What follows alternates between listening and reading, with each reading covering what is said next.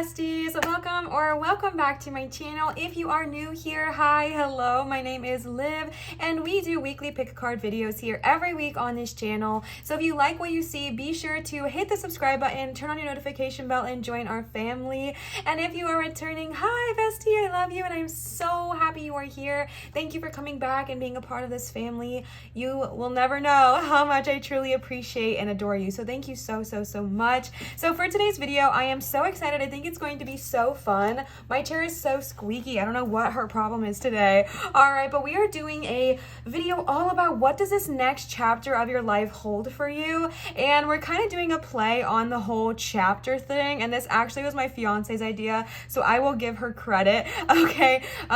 Wait, is she gonna be my wife by the time you're watching this? No, still fiance. We're getting married this week, people, so it's like weird. Okay, I'm starting to have to change my verbatim. No, my verbiage, Liv, it's fine. So we are doing a pick a book today, and I also have some stones out here as well for you, but we are just tuning into what is this next chapter of your life going to lead you, and I mean lead for, Olivia, my words, what is this next chapter of your life have in store for you? And this could be the next year, the next month, the next 3 months. We're really going to tune into that pile by pile, but we're also going to do a book divination for each pile based on the books you see here to kind of give a play on that whole chapter of your life thing. So let's go ahead and take a look at this. Oh, actually, before we do, I want to remind y'all that I do have a Patreon, which is Liv's Light. Over on my Patreon, you're going to get early access to all the videos you see here. You're also going to get monthly vlogs. On the 10th of each month, you're going to get a monthly vlog. You also get bonus spiritual content all the time. Just this morning, I filmed a video about how to program and charm your manifestation journal to make it work for you and all that good jazz. So it's definitely a good time over there. It's a lot of fun, so definitely go check it out if you are interested and you want some bonus content for your life. All right, that was all that, oh my gosh, all that information is also going to be in my description if you want to check it out there as well. And I wanted to let you know that my private readings are back, my love, at www.marinastarot.com. I do offer one-on-one private readings done via Zoom, and this is the only place that I am offering private readings. So if you hear anything else, if anyone tells you anything else, please know that that is not true, and this is the one and only location I will do private readings. All right, so at least as of now, and if that changes, I will update you. All right, so let's go ahead and tune into today's reading. So I did pick 3 different books for y'all, but I also picked some crystals in case you're not resonating with the books, or in case book divination or picking a book is not really your vibe, because that's totally understandable. So for pile number 1, we have this gorgeous spirit quartz here. Spirit quartz is now one of my favorite stones, and I'm obsessed. I think it's the most beautiful thing I've ever seen with my eyes. And then for your book, we have this book, which is called Your Story is Your Power, Free Your Feminine Voice. So I actually got this book, I think I want to say 6 years ago, which is really insane. And I don't even fully remember what it's about, but it was calling out to me so much. The art style is very unique, and it has that very much like watercolor vibe to it. If I wanted to like do a little flip through for y'all, just so you can get a kind of taste of what this book looks like and things like that. So I'm really excited about this one. I don't know too much about it. I haven't read it in many years, but I remember when I did buy it, it had a very good message and meaning to it. So I'm excited to pull this one today. So this one is Your Story is Your Power, Free Your Feminine Voice, with the spirit quartz here. Pile number 2 is going to be this gorgeous blue celestite stone here. This is one of my favorites as well, and this is a newbie to our family, just like the spirit quartz is, and I'll give you a full 360 so you can get the vibe. So this is going to be our beautiful pile number 2 stone. I'm going to put it over here just for a second to show you the book. And the book we are going to be using for today's pick a book, oh my gosh, Liv, is The Key to Spirit Animals: From Communication to Meditation, Advice and Exercises to Unlock Your Mystical Potential. Here's a little bit of a preview of what the inside of the book looks like if you are someone that picks based off of the inside, if you are someone that resonates with that more.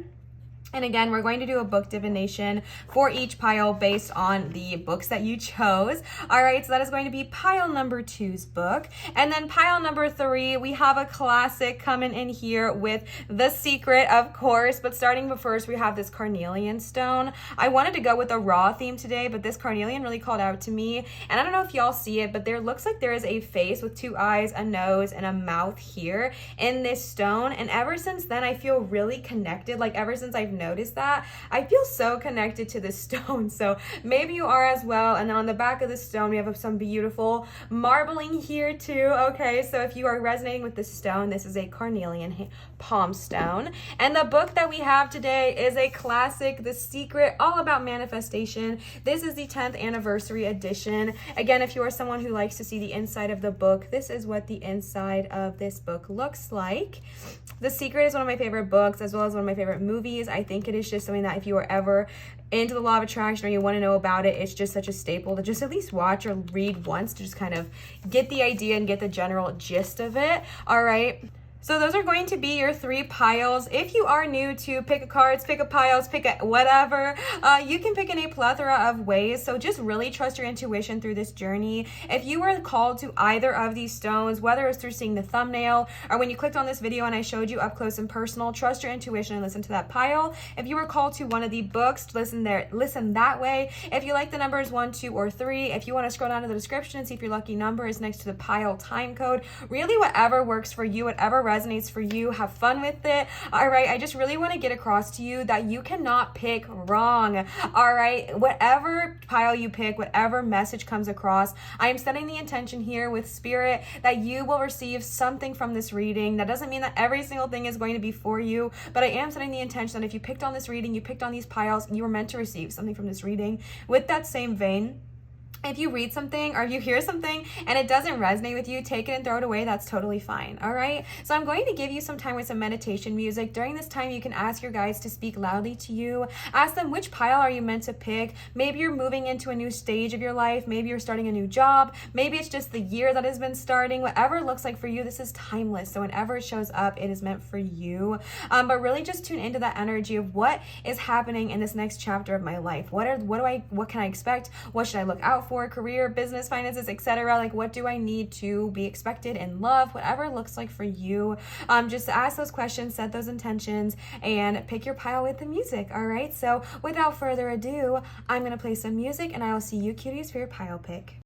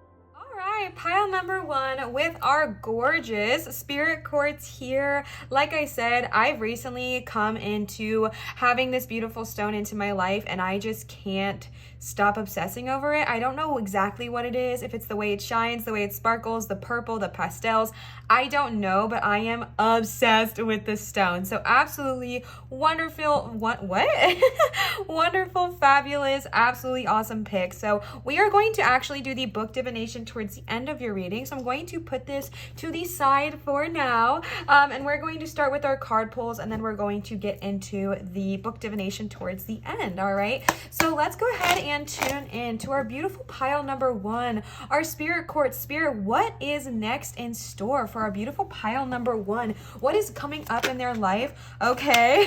What is coming up in their life? What is coming up in the next chapter? What is going on? Career, finances, love, etc. Whatever you have to say, let us receive. Okay. All right, we got the Six of Pentacles, the Knight of Wands, and the Four of Cups. Let's go ahead and see if there's any other messages from Spirit. All right. Ooh. Spirit's loud tonight. We love to see it. I recently started recording at nighttime, and I feel like my mind is just so much more like open to receiving at nighttime. So this is really nice for me. All right, so let's go ahead and see, Spirit, what else do we have to say for our beautiful Spirit quartz here? All right. Okie dokie.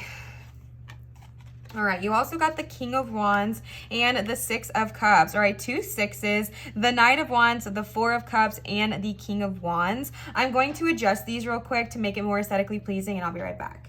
All right, pile number 1. So right off the bat, we have a ton of creative energy. We also have a lot of fiery energy with all of these wands cards, and then even the cards that are not wands are heavily lying in that orange to red spectrum here. Like even the pentacles and the cups cards are very red-orange vibes. So I'm definitely feeling like we might have some fire signs tapping in here. And if you are not a fire sign, this could just heavily represent the fact that we are tuning into something that you're maybe really passionate about. I definitely feel like I'm tuning into people who have recently made a decision to follow their passion or follow their dream, whatever that looks like to you. I want to be really specific and clear when I say that people's passions and dreams are going to look different. So like following your passion for one person might look completely different to what following your passion for another person could look like. I think sometimes in society we hear the term follow your passion and we kind of expect this big drastic change in life, but that's not always what it's going to be for everybody. For some people, making a big drastic decision is just not in the cards right now. So following your dream might be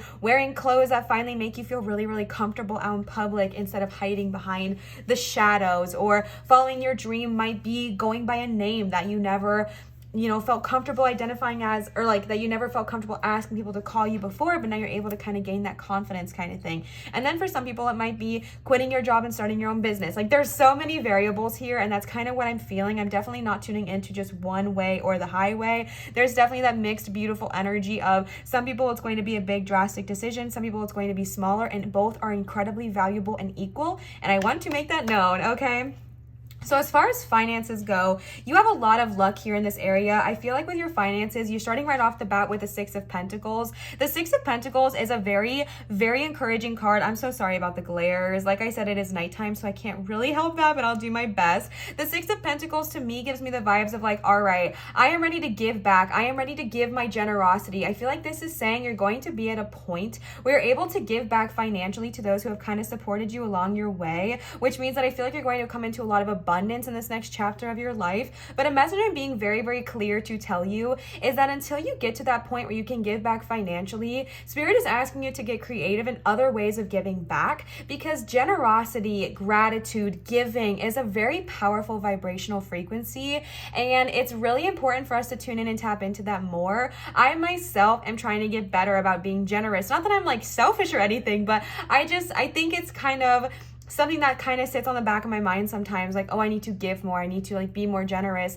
And I kind of get in the headspace of like, well, I don't have a ton of money, so how am I supposed to give X, Y, and Z? And Spirit is saying, get creative, all right? And what ways can you give? Can you give back to people that are in your same field by educating them, giving them knowledge, helping them create their own business, giving them the skill sets that they might not have the finances to pay for? Can you give back by being really, really kind to people you come into contact with? Be kind to those you interact with. Like kindness, generosity is not just financial things. Generosity is not just tangible things. You can be generous with your actions, your words, your energy, your time, etc. And definitely kind of tune into that energy in this next chapter of your life, because I do feel like things are going to pick up really, really fast for you. I feel like maybe right now you're in this state of the Four of Cups where you kind of feel like things are not really moving. And I kind of know I'm going out of order here, but bear with me. I feel like right now we're in that Four of Cups energy, especially these people look so similar, the Four of Cups and the Six of Pentacles. I feel like right now we're in the energy of like, things aren't moving. Why is this not happening for me? Like, I feel like when I was talking about the Six of Pentacles, maybe I was tuning into somebody who was like, yeah, right, things aren't moving, things aren't shifting, things aren't growing. I've been trying, Liv. I've been putting my hammer to the nail, and it's just not happening for me. And I understand that. Boy, oh boy, do I understand that. I'm in that same spot right now. All right. So I understand the energy of like putting in all this work, putting in all this time, putting in all this energy, and feeling like you're not seeing the benefits. And that can cause us feeling really stagnant, really bored, really worried, really anxious. But I really, really heavily feel like things are about to pick up very, very quickly for you. With the Knight of Wands and the King of Wands sandwiching the Four of Cups here, it's definitely showing me that maybe this was something that kind of picked up really fast in the beginning, and now you're in kind of like this low period where maybe you hit a plateau. But the King of Wands capping that is saying this is going to come back. All right. Growth, our projects, our business, our passion, they're not linear. And this is something I've had to learn myself with my own journey, my own channel, my own career, my own passion, is that it's not going to be linear. As much as I wish it was, it hasn't been for me, and it hasn't been for a lot of people. Following your passions means that sometimes you're going to get a high of like things are going great, I'm gonna do awesome, things are going up, and then sometimes we hit a low point or a stasis or a plateau, if you will, where things are just not moving. Maybe it feels like you're even going downward. But the King of Wands is here saying don't give up, pick your head back up and keep riding that wave. I read something yesterday and it really, really resonated with me. And it was the energy of tuning into your creativity is a very powerful skill. And it was kind of talking about that, right? So it talked all about how to learn how to ride the wave of creativity. So when your creativity is in this Knight of Wands energy of going up, up, up, up, up, up, up, things are thriving, your ideas are coming. It's amazing. You have so many ideas. Your business is booming. People are wanting to work with you. Like so many amazing things are happening. Ride that wave. And when you start to hit a low, when you start to go to a stasis, learn how to tune in and tap into your creativity even when you're in the stasis. Because I think sometimes, like especially for me, when I am not like immediately creative, I did not know how to tune into that vibration. I still am learning, but I did not know how to tap into the vibration of creativity when I don't feel creative, right? So your guides are kind of asking you, okay, ride the wave of the high, but also learn how to accept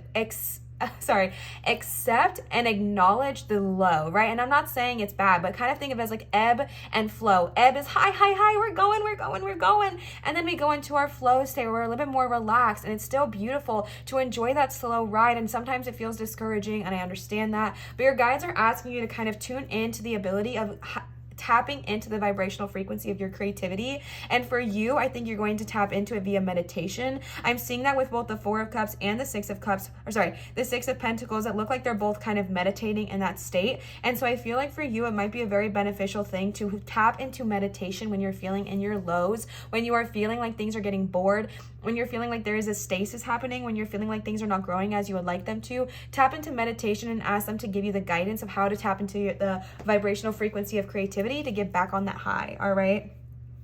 And then you got the King of Wands and the Knight of Wands sandwiching each other, which is basically, I basically just addressed all of those, but I really do feel like your business is going to pick back up again. Like I said, high, low, high, all right, ebb and flow. But this King of Wands energy, I don't feel is very far away. I do feel like right now you're maybe in that stasis period of feeling frustrated, anxious, worried. When is this going to come back up for me? Why am I lowering? Like, why is my business lowering? Why am I not doing as well anymore? And again, tuning into that meditative energy of source, please show me what I'm not seeing, and things like that. And then the King of Wands is here to say, babe, pick your head back up and look at me. Like, for some reason, the way that this King of Wands is standing is giving me like butterflies in my stomach. This could be a literal person coming into your life with the way that they're giving me butterflies, or this could just be spirit energy of being like, I don't know, with the muscles and the way that they're looking, it's giving me butterflies. So I feel like they are looking at the person and being like, pick your head up. This is what I'm seeing. It's like a hand coming to your chin and saying, pick your head up, look at me, we've got this, keep going. All right, don't give up. That's such a loud message. Don't give up. If you've been feeling exhausted, if you've been feeling bored, if you've been feeling like things aren't going your way, Spirit is saying, don't quite give up yet. All right, don't give up, because I feel like this energy of don't give up right before the miracle occurs, because the King of Wands is all about expression, my love. And I feel like if this thing that you're going on, this journey that you're going on, this passion you're following, this new chapter in your life, if it has anything to do with, especially because you got your story as your power, especially my brain, I'm doing too many things at once. if this has anything to do with expressing yourself, it's interesting because earlier I was talking about wearing clothes that make you feel good, using a name that makes you feel good, or starting your own business that makes you feel good. If any of this has to do with self-expression, one of your ways to tap into your vibrational frequency of creativity is getting back into the element of expressing yourself in the way that makes you feel good. Because I'll just be honest with y'all, if you are doing anything in the realm of like social media, or really just anything that it has to do with other people liking something that you're selling, whether you are selling a product or content or whatever it is that you are trying to sell, it can honestly, like when we get to this Nine of Pentacles energy where things maybe happen really fast and you saw a lot of success right away and it got really exciting, we can start to want to create for that lens, right? We want to keep that attraction. We want to keep people coming to our restaurant, or we want to keep people complimenting us, or want to keep, viewers on our channel, whatever it looks like. So we start to create for them. And not that that is a bad thing, but then we start to lose our authenticity, right? Because the thing that those people like about you is your authentic voice, your authentic self, your expressive self. They're not there just because you're catering to their wants and needs, all right? You're being yourself, you're being your authentic person. And that is what is so attractive about you. But sometimes we lose that. Like full transparency, me, myself, and I've lost that. Like I get to that place where I lose that and I'm starting to create only to satisfy or to do what I think mainstream media wants me to do. And if you're in that same space, or if you get to that same space, Spirit is saying, all right, you know what? It happens. We all go through it, but now it's time to look back at who you are, tune into your true divine energy, and learn to express yourself again and express who you truly are. Make the kind of content you want to make, serve the kind of food you want to serve. I don't know why I'm thinking restaurant and content creator, literally whatever it looks like. Wear the kind of clothes that make you feel good. Be the kind of teacher that, you would want to have if you were younger, like whatever it looks like for you. It's really just about getting into the energy of expressing your true self and your true nature, and that's going to bring your business back up and coming. And it's just so absolutely beautiful, and I really see this coming into fruition for you. As far as time-wise goes, I might try to I have these dice, actually, one second.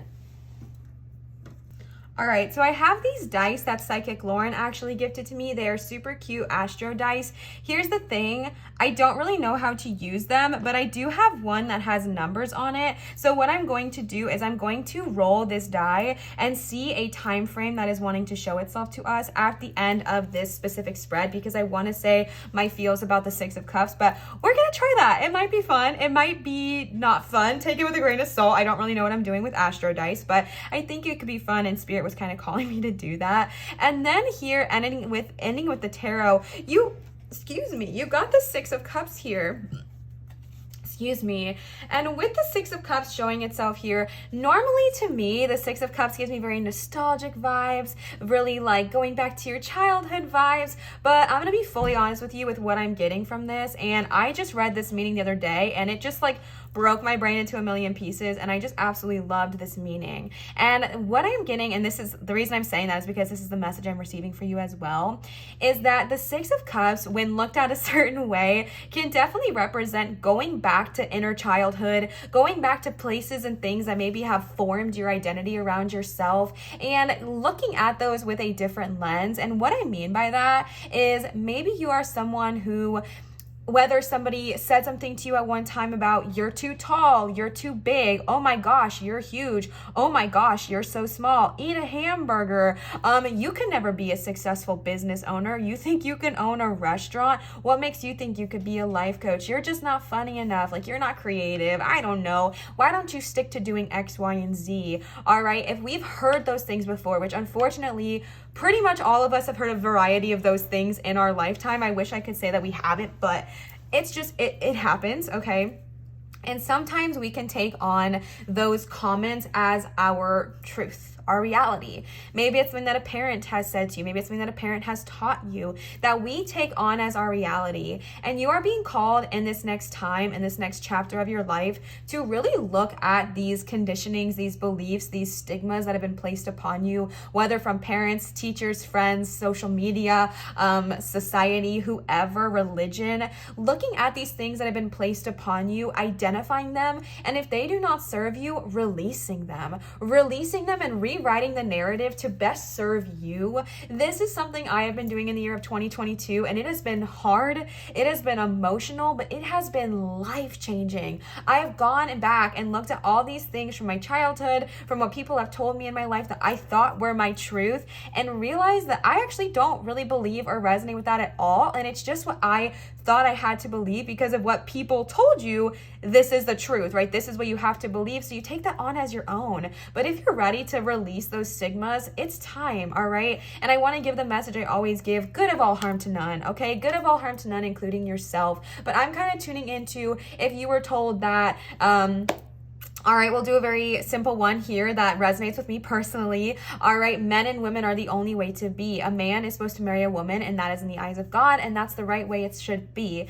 As you know, I'm pretty open about this. I am gay, okay? I mean, I don't know how else to put that. I am a part of the LGBTQ community. As you know, I'm marrying my beautiful wife. Like, I'm a part of that community, and this was a stigma I've worked years and years and years and years and years and years and years to break. It doesn't harm anybody. It doesn't hurt anybody, including myself, to release the stigma, release this notion that I'm only worthy if I marry a man and I identify as a woman. You know what I'm saying? Like, that is not the only way of my worth. But we are told growing up, being raised in society, or especially religion like me, that that is the way it should be, and that can start to affect our life, affect our relationships, or affect our personality. And you are being called to look at things that maybe have not been serving you and you don't even really agree with, but you feel like you have to because what parents have told you, what people have told you, what society has told you.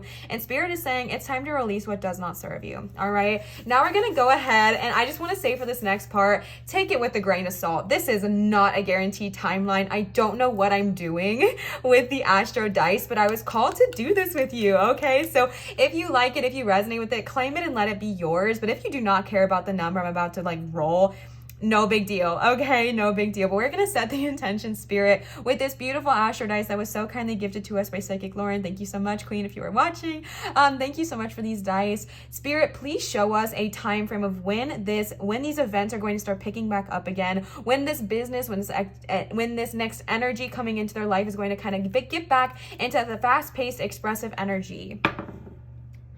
Okay. Oh, you got 2. Okay, so this could be 2 months. That's what originally came to my mind. This could also be, you know what, I'm not going to say 2 weeks or 2 years because, full honesty, it's not resonating with me. 2 months is what's coming to my head. If you like that, resonate with it, keep it, okay? And if you don't like it, no worries, throw it away. This was just for fun. I don't really know, okay? But 2 months is what came to my mind, so if that resonates with you, take it. You also got 2 6s, which might be a lucky number for you, so it could also be 6 weeks is something that's also coming to my mind. So definitely be expecting this energy change in 6 weeks to the next 6 to 8 weeks. Live your words. I know, Queen, okay?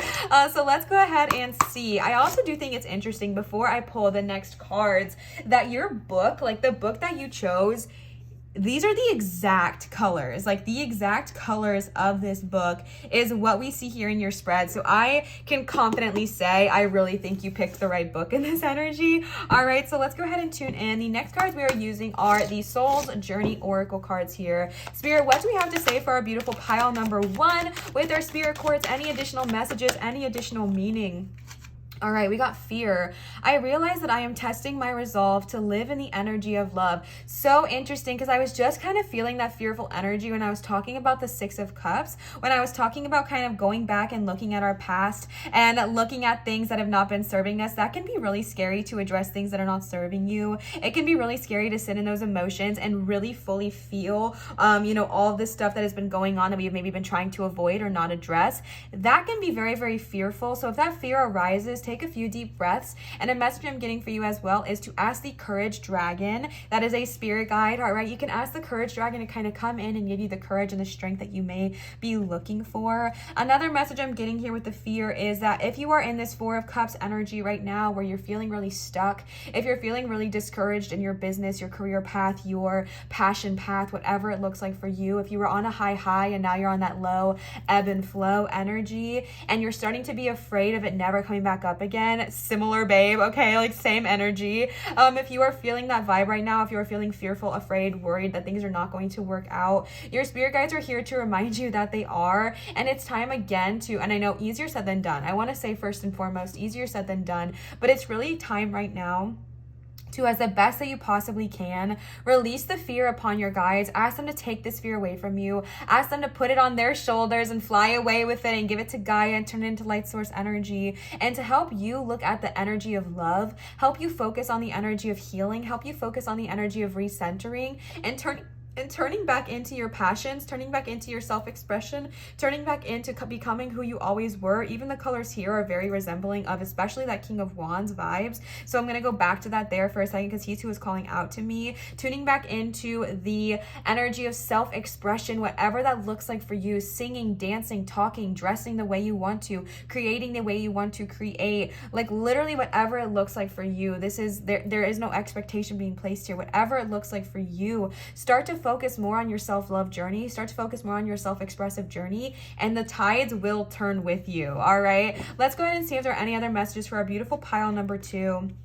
This one is sitting right on the top and was calling out to me. And it's so cute. It matches the colors of the spirit cords. Imagination. I embrace and nourish the creative aspect of my mind.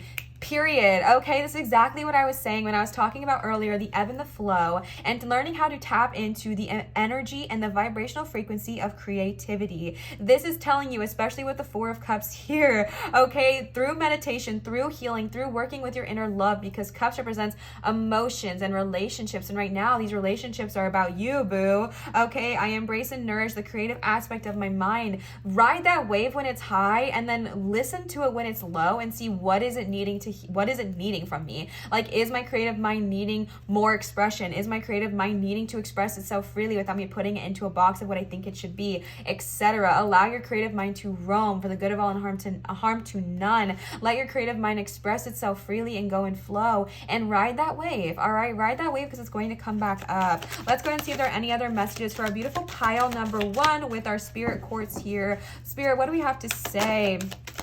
All right, one popped out, but I'm still feeling the need to pull, okay?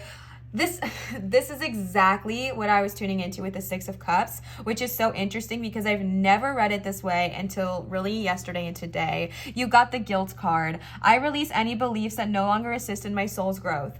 Do I even need to speak on it? Do I even need to speak on it? Okay, point blank. All right, like this is so freaking loud for you, my love. It is time to release the energies that do not serve you. Release the beliefs that do not serve you. Release those stigmas that have been built up around our minds, around our society that do not serve you. This is just amplifying the message I already said, so I'm not going to be a broken record. Y'all don't need to hear me do that. All right, and then you got empathy. I am open to seeing both sides of a situation. Full transparency here. I feel like, yes, being empathetic towards others, win-win. Definitely do that, okay? But I'm definitely getting the message here to be more empathetic towards yourself. I feel like for some reason you are someone that's very hard on yourself. I feel like you have a lot of expectations of who you should be, and I don't know why I said for some reason. I think we clearly know why, because a lot of this goes back to conditioning, all right? But I am getting that energy of, oh, I need to be this way in order to be successful. I need to make this much money in order to be worthy or be valuable. And this is the time to kind of break those mental habits, break those ideas that success is only defined in this one limitation, you know, productivity is only defined by this one definition. Like, it's time to release that. And that can come with a lot of feelings of stress, worry, fear. Oh my gosh, I'm a failure. Everyone's going to be disappointed in me. How could I do this? Why did I make this huge choice? And your spirit guides are saying, hey, okay, be kind to yourself, be empathetic towards yourself. Going back to that King of Wands, I can't stop looking at him because I quite literally, like, I don't know how else to explain it to y'all. I feel him, I'm doing it to myself even though you can't see me. I feel him cupping your chin. I feel him cupping your chin. I feel like for some reason he's taller than you. And I'm only saying him because of the image of depicted on the card, okay? Not that king is he. Okay, we don't do that here. But I feel like the person depicted on the card, the him energy, is cupping your chin, tilting it up towards him and saying, hey, look at me. It's gonna be okay. You've got this. We've got this. I'm here to help you. You deserve love. You deserve success. Be kind towards yourself in the lows and be gentle to yourself in the highs, all right? This is not a linear energy. It's going to ebb and flow. Even in the next 2 months, it's going to ebb and flow. Even after the next 2 months, it's going to ebb and flow. So be kind to yourself. Be gentle towards yourself. You're going through a lot right now. You're rewriting your narrative, right? Like, you're rewriting your story to be one that serves you. You're releasing energies that don't. Be kind to yourself in this transition, because it's going to be life-changing and it's going to be transformative, but it doesn't mean it's going to be the easiest peasiest thing that's ever existed, right? It might be challenging, it might be hard, so be kind to yourself. Be empathetic towards yourself through the ebbs and especially through the flow, all right? Because I think sometimes we hear be kind to yourself and you're like, yeah, I'll be kind to myself once I'm successful, right? But this is the energy of saying, if you're in that low right now, same bestie, okay? If you're in that low right now, if you feel like things are not really working out, if you feel like things are hitting a rock bottom and it starts to get scary, this is when you need the most empathy towards yourself, because we can get really hard on ourselves. We start to beat ourselves up if we're not performing the way that we think we should be, or if we're not gaining the success that we think we should be. And this is the time to really, really practice empathy towards yourself, because it could not be more important than it is right now, all right? Next, we're going to get some affirmations here. I was just kind of tuning into some high vibes that we need to hear for our beautiful pile number 3. Pile number 1. Sorry about that. Beauty. I am beautiful even when I don't think it. I'm beautiful even when I don't see it. I'm beautiful no matter how many people don't say it. I'm beautiful and I don't even care if you know it. I'm beautiful, which is why I don't have to try so hard all the time to show it. I'm about to cry. Okay, because I said at the very beginning, and this might be a very specific message, but I was so tuning into somebody who either does not identify as the way they want to, or does not dress the way that they want to, or does not feel comfortable in their skin. And I feel like a lot of that is because of what they were told as a kid or just growing up or whatever. And I'm literally about to freaking cry, because I see you going through this journey of learning how to express yourself, coming into your own skin, coming into your own glory, coming into your own grace, and literally releasing the bull honky donkey things that do not serve you and becoming your truest self. And that means that you are beautiful even when you don't see it. You're beautiful even when you don't feel it. You are beautiful even when you don't know it. You are beautiful, and this is why you don't have to try so hard, all right? Literally not me crying thinking about the song that's like, you don't have to try so hard, you don't have to give it all away, right? You just have to get up, get up, get up, get up. You don't have to change a single thing. You don't have to try, right? Like literally me crying right now. You are, oh my God, you are so beautiful and so worthy, and you don't have to try. You are already worthy exactly as you are. Y'all are making me in my feels more than I consented for, okay? What in the heck? What in the heck? Our beautiful pile number 1 spirit quartz here. You also got impermanence, period. Exactly what I was saying. It's so funny that I was saying ebb and flow, and I kept using the reference that it's going to come in waves and things like that, because on the picture, it's like a picture of the waves, okay? Life is always changing, and I drift easily through those changes, the good and the bad. As I drift through the hard times, I can take comfort in knowing that I will leave them behind.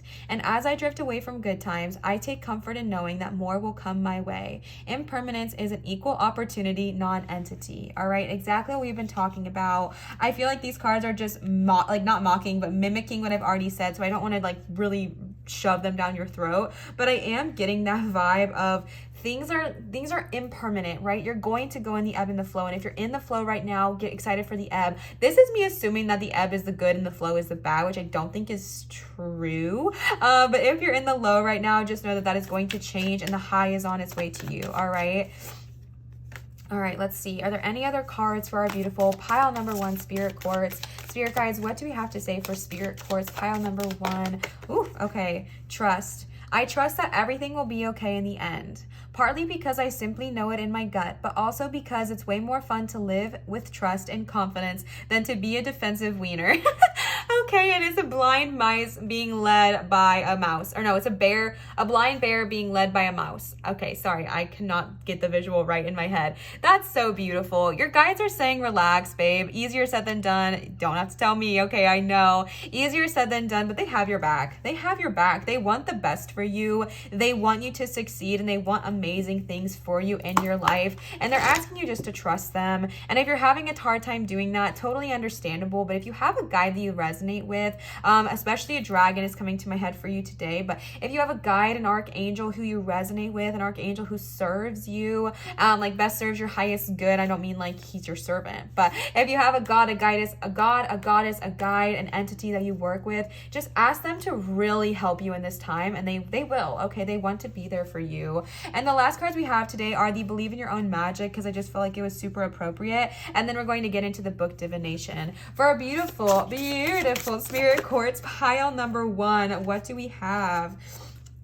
All right, starting right off the bat with Princess, which is funny because this literally says you can be your own knight, and we got the Knight of Wands. This just kind of shows you that we are not talking about social norms here. We are also not talking about identifying as, you know, society expects you to, is a message I'm getting as well. I don't know why that's so loud to me, but it is. All right, Princess, you can be your own knight. You do not need anybody to save you in this world. I know that sometimes it can feel like, especially if our business is failing, or if we feel like it's failing, or if things aren't going so well, it can be really easy to be like, I'm just gonna wait till this person magically comes into my life and fixes it all for me, because that would just be easier, and I would really appreciate if that could happen. But Spirit is saying no. Okay, be there for yourself, stand up for yourself, work for this yourself, because it's not always going to be spoon-fed for you. And I'm not trying to say that I think you're someone that's like, I'm not gonna do anything and I want Spirit to do it all. I don't get that vibe at all. I feel like y'all are passionate, y'all are go-getters, you are going after the dang thing. But sometimes when we're in that hard time, like when we're in that that lower point of the ebb and the flow, it can really just feel like I'm just going to sit here and wait for something to kind of fall in my lap and fix itself, because I don't know what else to do. But your spirit guides are asking you to get creative. You got this around the imagination, and you got this right by the fear. What this is showing me is that there is a lot of fear around, you know, your new path, this new journey you're taking. Again, whether it is a big step, like, or a big change, like starting your own business, or whether it is a change as like dressing the way you want or whatever. If you're feeling a lot of fear right now, your guides are asking you to tune into your creativity and your imagination and figure out new ways that you can help yourself, new ways that you can grow. All right, this is something that I really had to do, and I'm very vulnerable with you, and I'm very open with my, you know, my setbacks and things, and I can feel really discouraged sometimes on YouTube, because they'll just straight up tell you like, your videos are doing horrible, what's wrong? Like, I'm like, I don't know, I guess people don't want to see it or whatever. And it can be really easy for me to get in my head and be like, I'm just gonna wait for one day my video is gonna magically go viral and everything will just be fixed, right? And I can get into that mindset. And I got this card for myself yesterday, and Spirit was saying, no, all right, pull yourself up by the bootstraps, get in touch with your creativity, and figure out ways to get yourself out there. What could you do to get yourself out there? You can make YouTube shorts, you can make Instagram reels, whatever, okay? But get creative about how to get yourself back out there before giving up, okay? Because I just get this energy that there's someone listening that just really feels like they should give up. They feel like they should just throw in the towel and be like, whatever, it'll come when it comes, I guess, but I'm not going to put any more energy towards this, which I understand. But Spirit is saying, please don't give up, all right? Be there for yourself, be confident with yourself, and understand that you do not need somebody to save you. You don't need a magical miracle to happen. You are the miracle, okay? You are the miracle in your life, and be there for yourself. Show up for yourself, care about yourself, care about this journey you're going on, tap into your authenticity, tap into your creativity, and watch the ideas start to flow, because you're about to go back on that uphill climb, but we can't give up before we see the end. And I don't say the end, I don't like to say that, but don't give up right before the miracle occurs. Don't give up right before the manifestation comes into blossoming, because it's going to. You literally got the King of Wands being like, I'm here, babe. Like, I'm here, baby. Let me, oh my God, my throat chakra. Let me show you how amazing things are going to be. Just don't give up, all right? And then the last card you got today is number 24, Potion. Remember to practice self-love. What was I just saying? All right. And also number 24 also equals the number 6. So 6 is a very loud, powerful number for you here. And an additional message that most definitely is very specific and probably not going to be for everyone, but if it's for you, amazing, please take it, is that we did get the number combined here, 666. And again, when I was going through that religious energy, if you feel religiously triggered by the number 666, that is a trauma that is waiting to be healed, because that is, again, things that Christianity or Catholicism, whatever you were in, definitely conditioned us to think that this was an evil number, when in all actuality, if you look up angel number 666, it is absolutely beautiful. It is powerful. It is magnetizing. It is healing, represents growth and amazing things coming into your life. And Spirit is saying, don't just automatically listen to what the church tells you or what this past trauma tells you. If you think something is evil just because someone says it is, look at that and rewrite that history. All right. That was a very specific message, but do with that what you will. You also, like I said, they'll still focus on the card, okay? Remember to focus self-love, yes. All right, we got the empathy card here. We got the guilt card here. I feel like I'm being a broken record right now, but same energy of focusing on self-love, being kind to yourself, not just when you're successful, being kind to yourself through the lows, because again, that's where I feel like we struggle in society, is we're kind to ourselves on our successes. We're like, great job, love that for you, but we're not as kind to ourselves when there's going to be natural lows. And even if this is not a business or anything like that, maybe it's a spiritual journey you are on, and right now you're feeling like you're in that low state, understand it's not linear, okay? It goes like this, it looks like this, it doesn't look any one way or another. It's not linear, okay? So get that idea out of your mind and welcome in the ebbs and the flow of life, and be kind to yourself on this journey. Definitely do some literal self-care, take a bath, practice meditation, loud message. There's so many people sitting with their hands in this position for you in this reading, so definitely tune into meditation, but literal self-care, taking a bath, washing your face, brushing your hair, brushing your teeth, cooking a good meal. If you are someone that's like me, when our energy starts to get lower, when depression might start to kick in, or just depressive energy, I'm not saying you have depression, but if you feel the energy or the emotion of depression or just a low or sadness, for me, if you are anything like me, it can be really easy to neglect self-care, because I get into the headspace of, I don't deserve that. I don't deserve to take care of myself. What have I done to deserve being, treated kindly or treated with respect? And we're about to say, no. Out with that notion and bring in that self-love, because regardless of how successful or unsuccessful you feel like you are being right now, it does not matter, in the sense of you deserve kindness, love, empathy, compassion, regardless. Oh my God, that scared the crap out of me. That was so loud. Something happened above my house that just scared me so bad. I hope y'all heard that. But you deserve it regardless. Regardless, you deserve it. Whether you feel like you are good enough or not, you are. You are worthy because you are worthy. Say it with me. I am worthy because I am worthy. I am worthy because I am worthy. Not I am worthy because I'm successful on this or that, or my business is doing good, or I dress the way, whatever. I am worthy because I am worthy, period. End of story. End of story. Leave it there. All right. Now we're going to do the book divination for you here. That was really dramatic with that bending. And this just checks out even more. Your story is your power. Free your feminine voice. Yes, please. All right. So let's go ahead and tune in our beautiful pile number 1 spirit cord. Spirit, what do we have to say? Can we get an additional message, a bonus message to kind of tie us out and the story here? All right. Let's go ahead and see. This book is kind of hard, so I'm going to have to go within and then open the page, all right? Okay, I'm being called to read this page here, so that's what we're going to read. Learned helplessness, intergenerational post-traumatic stress disorder, an overwhelming fear of homicide or abuse, acute stress and anxiety, low self-esteem, depression, migraines, or other external reflections of an internal disordinate template, wounded relationships between internal masculine and feminine, splitting, where someone is all good or all bad and there is no middle ground, continued embodiment and reinforcement of the patriarchy, and internalized misogyny, meaning that the misogyny is directed inward at the self. Okay, is it gonna explain why I just talked about all of that? We are like fish, challenged to understand water. Since the fish has never experienced anything else, it is almost impossible for it to see or conceive of the water. But a bubble rising past the inquisitive fish can offer a critical clue. Okay, so I definitely feel like this was just kind of confirming that we definitely have some people tuning in who need to kind of go back and look at past trauma. That's just a loud message here that's been reiterated here. Maybe I'll read this side and see if it makes more sense.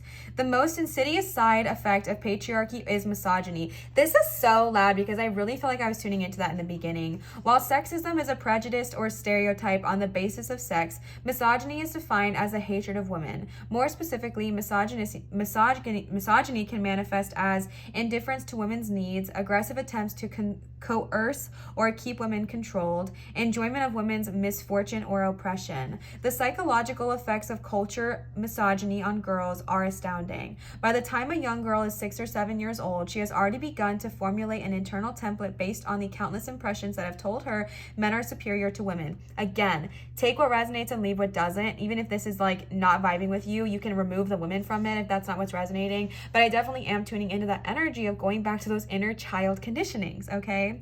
If these impressions are left in the unconscious, these girls could grow up to be women who suffer from a range of psychological disorders. That's what we just read about. If the psychological impact of patriarchy on women is so well documented, and if almost every woman currently alive is born into patriarchy, why haven't things shifted already? Why is this trio of patriarchy, sexism, and misogyny still here? All right, so this is definitely loud for somebody. Again, take what resonates and leave what doesn't. But this is definitely loud for somebody who is wanting to heal their wounded masculine and work on their divine feminine. I, in my personal belief and personal opinion, do not believe that feminine equals women or masculine equals man, but just that energy in general. I know that book was heavy about misogyny, which makes sense because the title of the book, again, I haven't read that in many years, but I do still think that there is a truth to that. And I'm definitely, this could be a very specific message, just like many of my messages were tonight, but definitely tuning in to the people who have dealt with misogyny in their life, who have dealt with feeling like they can't fully express themselves, who have felt like they couldn't fully come out of their shells. He, she, they, them, anyone. It really is, indifferent there. But I do feel like this is just kind of reiterating the energy of going back to past traumas, past wounds, and things that need to be healed in order for you to continue to grow and express yourself. There might just be a small block that's needing to kind of be addressed so that you can release and fully tune into your freedom and creative expression. All right, pile number 1, I hope this resonated with you. If it did, please feel free to leave a comment down below and let me know. Again, you got the number 6s here, and I got the number 2 for you as far as time frame goes, so I really do feel like it's going to be in the next 6 to 8 weeks, or you can capsize that in the energy of next 2 months. So definitely be aware of this energy that's going to be shifting and changing for you in the most beautiful way. And remember that every time something comes down, it's got to come back up, okay? I adore you. I hope this resonated. Please leave me a comment down below and let me know if it did. Commenting, subscribing, and giving a thumbs up make a huge difference for me and my channel's growth. So if you would like to help me out in that way, I greatly appreciate it. I wanted to remind you that I do have a Patreon, which is Liv's Light. I also am accepting private readings done via Zoom at www.marinatarot.com. The one and only place to get private readings with me is here, so don't let anybody tell you different. All right, no. I also wanted to let you know I do accept both tips and donations, both of Venmo and PayPal, which are never required nor an expectation, just received with a ton of joy, love, and gratitude, and are one of the main reasons I'm able to continue to do this full time is because of you cuties who support me. So thank you so much to everyone who has a tip or a donation. It is so received with so much joy and gratitude and does not go unnoticed. So thank you. Thank you. If you're wanting to use PayPal, I just want to let you know that my PayPal is still acting weird. I don't know why. I cannot figure it out. But you can scroll down to my description, and right under Liv's links in my description will say PayPal. Click on the link right next to it and it'll take you right there. All right, I love you so much. I hope this resonated with you. Always remember to show others love, show your light and shine so bright, and I will see you, absolute cutie patootie, for my next video. Bye, pile. Alrighty, our beautiful pile number 2 with the gorgeous blue calcite stone here. One of my favorites as well. I've talked about this a lot, but I actually just got this stone for my birthday, and I don't know how I didn't have it in my life sooner. Is this not one of the most beautiful stones you've literally ever seen? I'm obsessed. So let's go ahead and tune into your reading. I'm actually going to do the book divination towards the end of the reading. So we're going to put this to the side because we're going to tune into that after we do our card pulls and everything like that.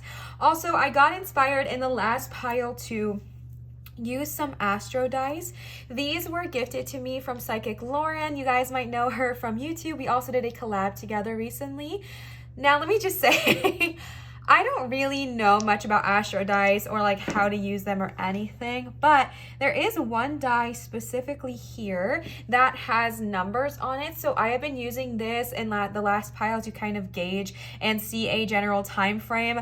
I am in no way, shape, or form guaranteeing that this is 100% accurate since I don't even fully know if I'm using them correctly. Okay, so we're gonna do that towards the middle / end of your reading, or really whenever spirit guides me to do so, but just take it with a grain grain of salt. It's for fun. It's just to get some additional messages. All right. Also, my ring is sliding all over because my hands are so cold. I don't know what's going on with me. So if that bothers you, that's the reason why, okay? So let's go ahead and start. All right, our beautiful pile number 2 with our blue celestite zone here. I hope I said celestite, not calcite. It is celestite, blue celestite here. Let's go ahead and tune in, Spirit. What messages do we have to hear? Again, we are tuning into the energy of what to expect out of this next chapter of our life. What can we expect out of this next chapter of our life? What is coming for us? What is coming to us to help us grow, to help our energy, etc. Spirit, please speak to us, through us, loudly, clearly. All right, let's see. Okay. All right, we got the 2 of Cups here, and we also got the 2 of Pentacles. All right, 2 might be a loud and prominent number for you here, pile number 2. That checks out. Let's see if there are any other messages from Spirit. What do we have to say? Ooh. Oh my goodness. Oh my goodness. The cards are flying off the shelves, people. Ooh. Okay. All right. We got some queens, we got some knights, and we got a whole lot of 2s. Just gonna scoot these babies down here. Alrighty, you had some cards that went flying here, so we're going to read those and tune into their energy as well. You had quite a few. This is the most that anyone's gotten here today. So let's go ahead and see what they have to say as well. You did also get the Lovers. You also got the Ace of Swords, but this is not resonating with me, so I'm going to put this to the side.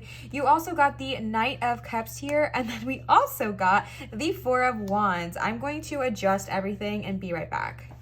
All right, before we even get into this, I want to give a small disclaimer in case you hear what I'm about to say and it's just not for you. I am tuning to a relationship or a couple. I don't even want to say couple. I'm just going to say relationship. I am turning into a relationship energy for this pile. That is definitely not the only energy we're tapping into here, but it is something we're going to talk about. So if you don't really want to hear about relationships, if you're not really jiving with that, maybe not the pile for you. You can definitely still listen to it and pick apart what does work for you. But if that is not resonating with you, if you do not want to hear about that, then maybe go back to the audio and or the music and pick a different pile that might work better for you. But I just want to give you that disclaimer before we start, because I know that some people just simply don't want to hear about that, which is totally fine, and I respect your desires. All right. But we're going to talk about it. You also got 2 knights, 2 2s, and just a lot going on right now, okay? So starting off with the Lovers and the 2 of Cups energy, I really do feel like this next chapter in your life, you know what, I'm going to pull a number actually first. Let's get a gauge. I'm going to ask Spirit, can you give us a month? How many months is this next chapter of our life? Like what are we looking into, Spirit? How many months ahead are we looking into? Okay, and you got the number 4, all right? So in the next 4 months, so we're tuning into here. If that's not how you use astro dice, I'm so sorry. Please don't get offended by my, inability to use them. Okay, I'm so sorry. But we are tuning into the next 4 months, Spirit. That is what we were tuning into here. The next 4 months that we are gauging, where we are looking at. All right, so I definitely do see a connection in your future. This might be someone you are already connected with, someone you already really care about. I'm definitely tuning into 2 separate energies here, so take which resonates and leave what doesn't, and of course if neither of it resonates, don't take it.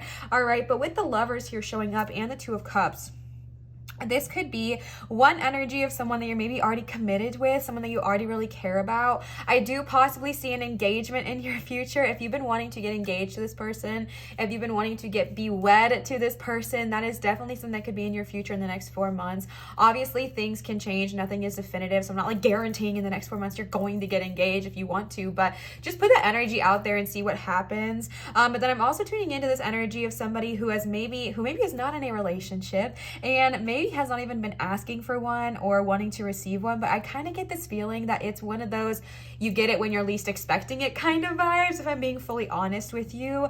And the Lover showing up here does indicate that it could be a romantic relationship, but by all means it does not have to be, and I want to make that very, very, very clear. It does not have to be a romantic relationship. This could be a friendship you are manifesting. This could be a healthy parental relationship you are manifesting, a healthy relationship with oneself that you are manifesting, whatever it looks like for you. But there is a lot of loving energy in the next 4 months ahead of you. You also got the 4 of Wands, which checks out, okay?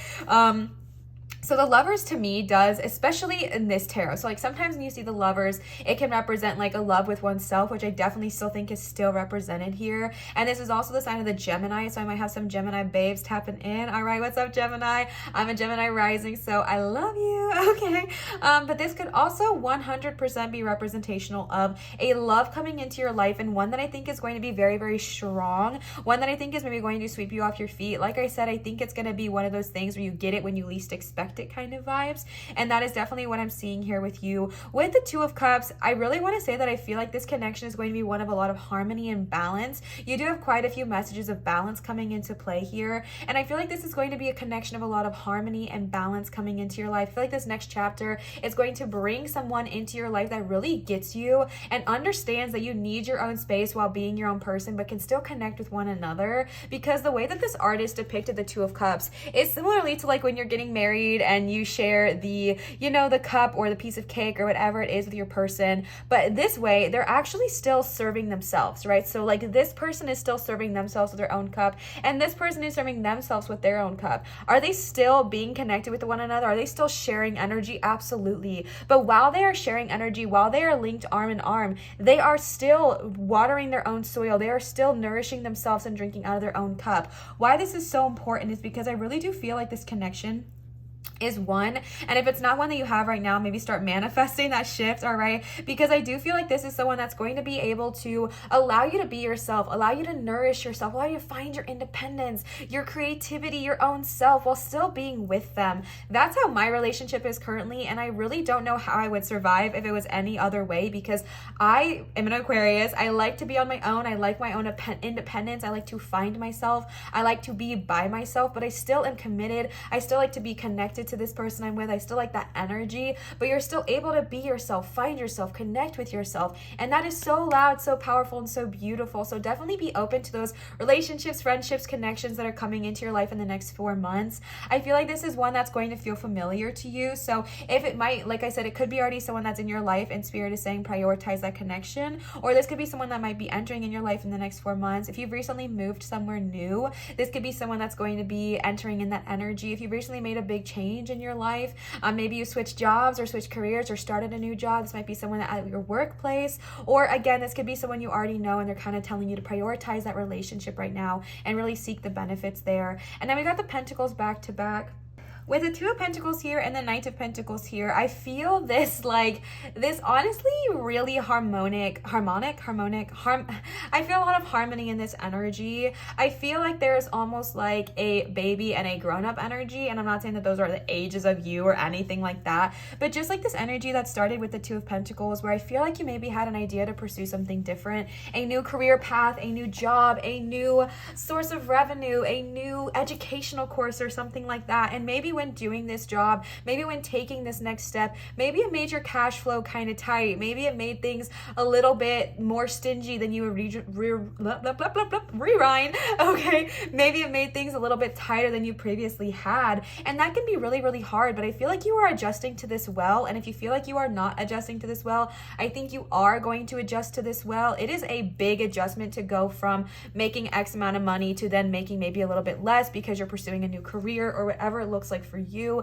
It can just be a change, and that's what I'm seeing here with you, is that it's just a change, and I think it's one that you can handle with ease, and I think it's one that you can handle easy peasy lemon cheesy, but just remember that this is when that's going to happen for your highest good. And if right now you're currently in that balancing act of how much do I spend here? How much do I spend here? I have to budget. I have to think about all these things all the time. That's okay. All right. It's okay to need to budget sometimes. It's okay to need to be in that more money pinched energy. I know that sometimes we can put a lot of shame around, needing to budget, and budgeting means you're living in lack and X, Y, and Z. And I think that really depends on the person, the energy you're putting towards it. I think if you're like, you know what? I know money's coming my way. I'm excited for it to come my way. I am rich, but while it's on its way to me, let me make my life the best I can right now. Let me make my life the most comfortable I can right now by looking at my budget and seeing what I can spend and where I can spend it. But I'm going to be in that place of the Knight of Pentacles where I can just okay. But right now I might be in the space. Could y'all see me when I was doing this? Kind of, yeah.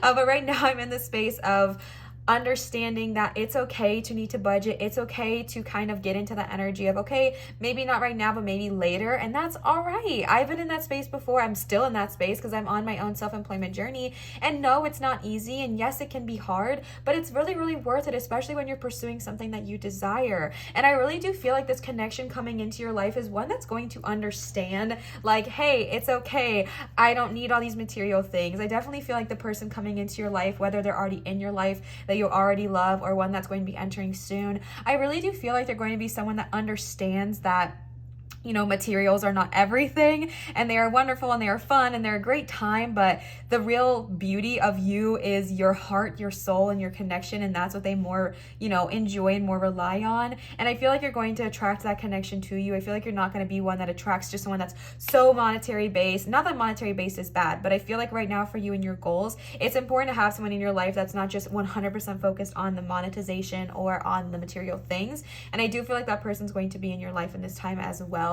And Spirit is just asking you to balance. That's a loud message. The Two of Cups represents balance. The Two of Pentacles represents balance. The Gemini here is all about balance, as well as the Four of Wands. So this might be a time of needing to balance yourself, balance your energy, be okay with the shifting of things. This is going to be a shift, and I feel like it might be hard right now, but your guys are saying just be kind to yourself, be patient to yourself on this journey, and understand that it is going to pay off. But again, it's just a change. It's just a shift, and that's all right. And then you got the Knight of Pentacles here, and you got two knights, which could definitely be representational of a masculine energy kind of coming into your circle. However, the Knight of Cups, in my opinion, is a very feminine masculine energy, which could be a perfect combination of the divine feminine and the divine masculine.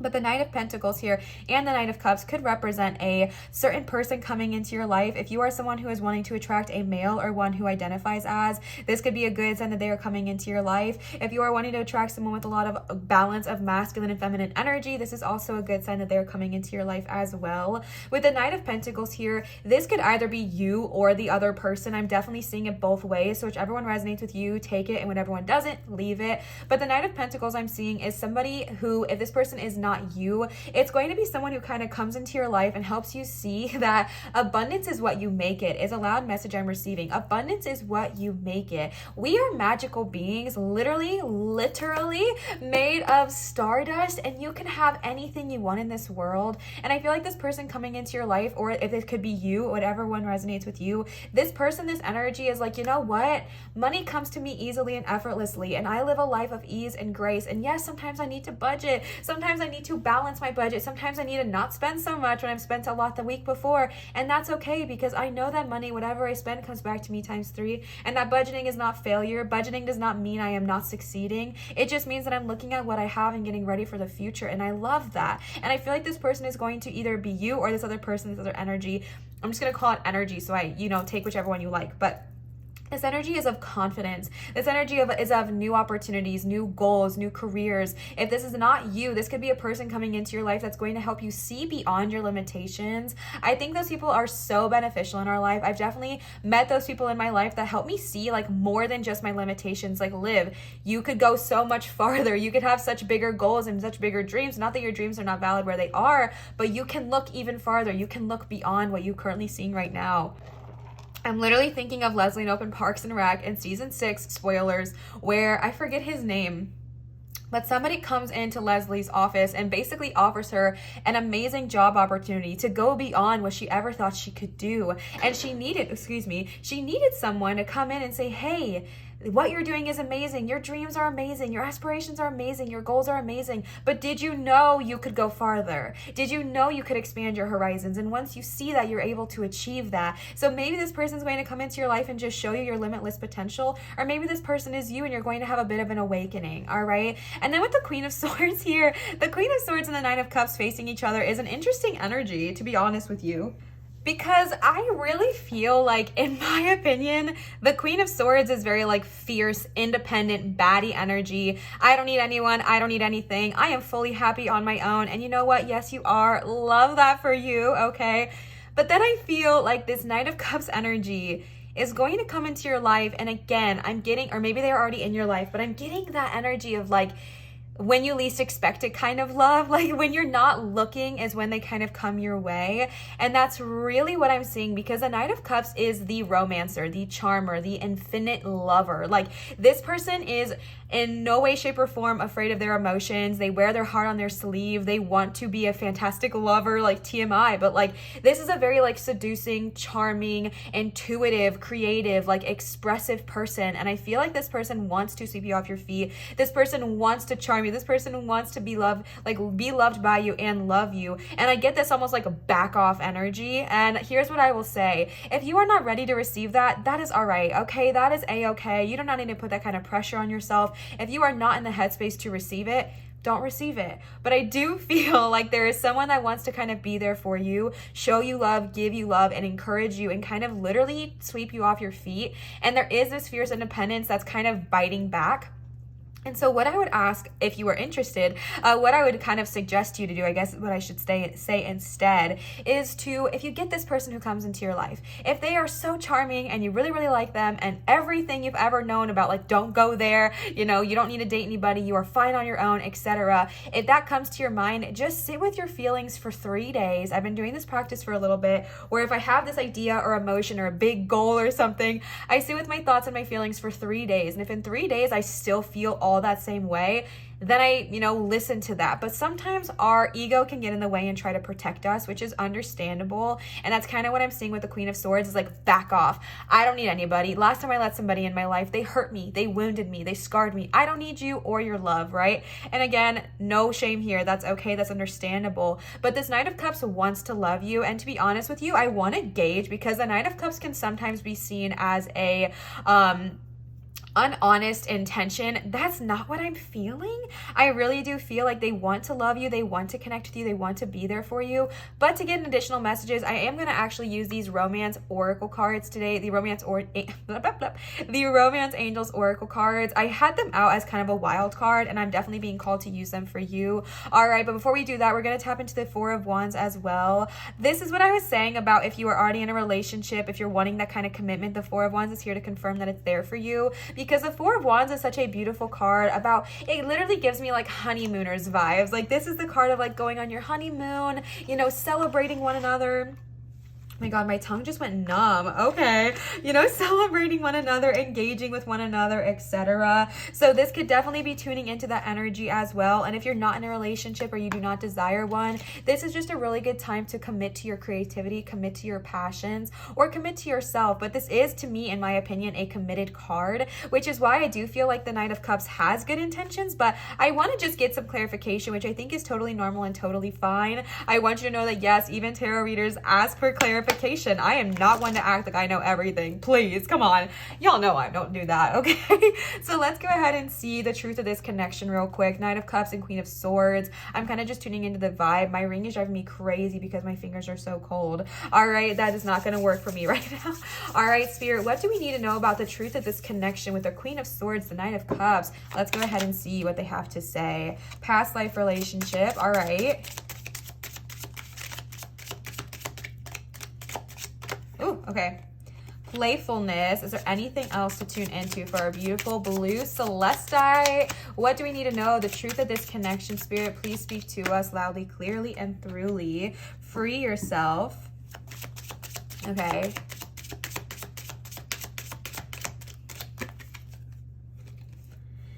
And retreat. Oh my gosh, this card went flying.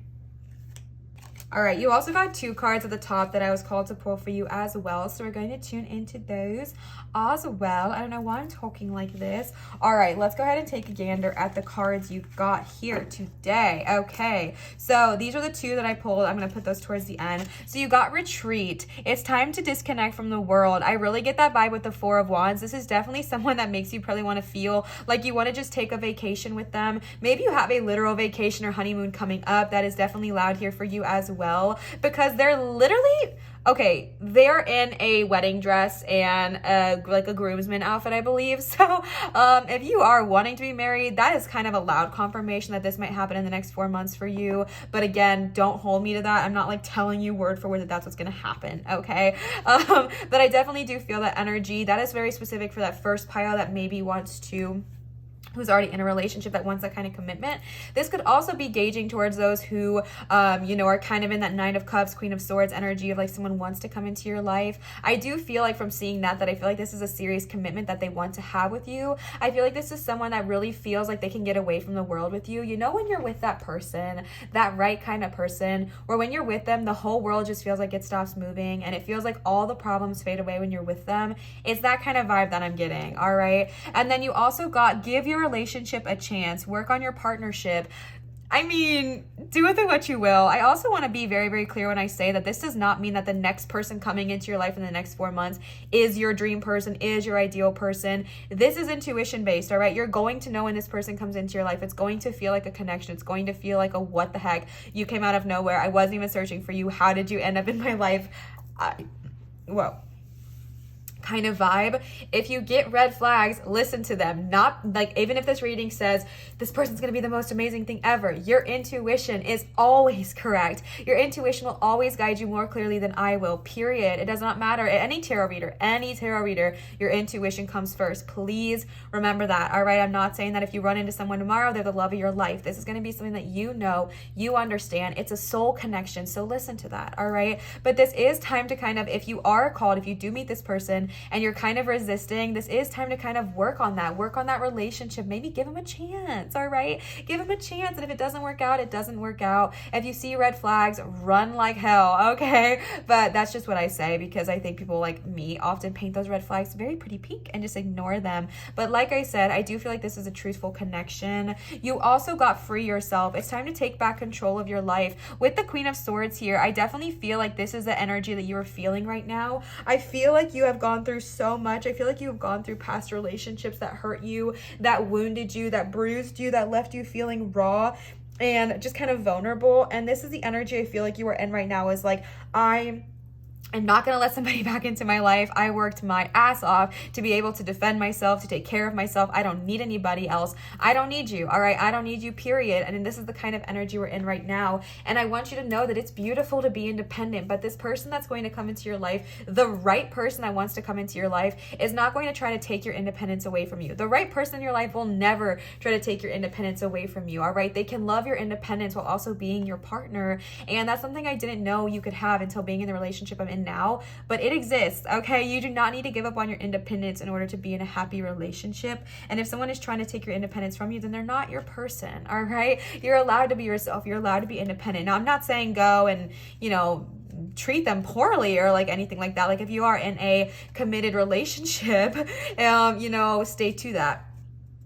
But I am saying, like, you're allowed to have your own thoughts, opinions, dress the way you want, etc. And so understand that when this right person comes along, it's not like you being with them means you're going to lose yourself. It just means that you're going to kind of gain another part of you, all right?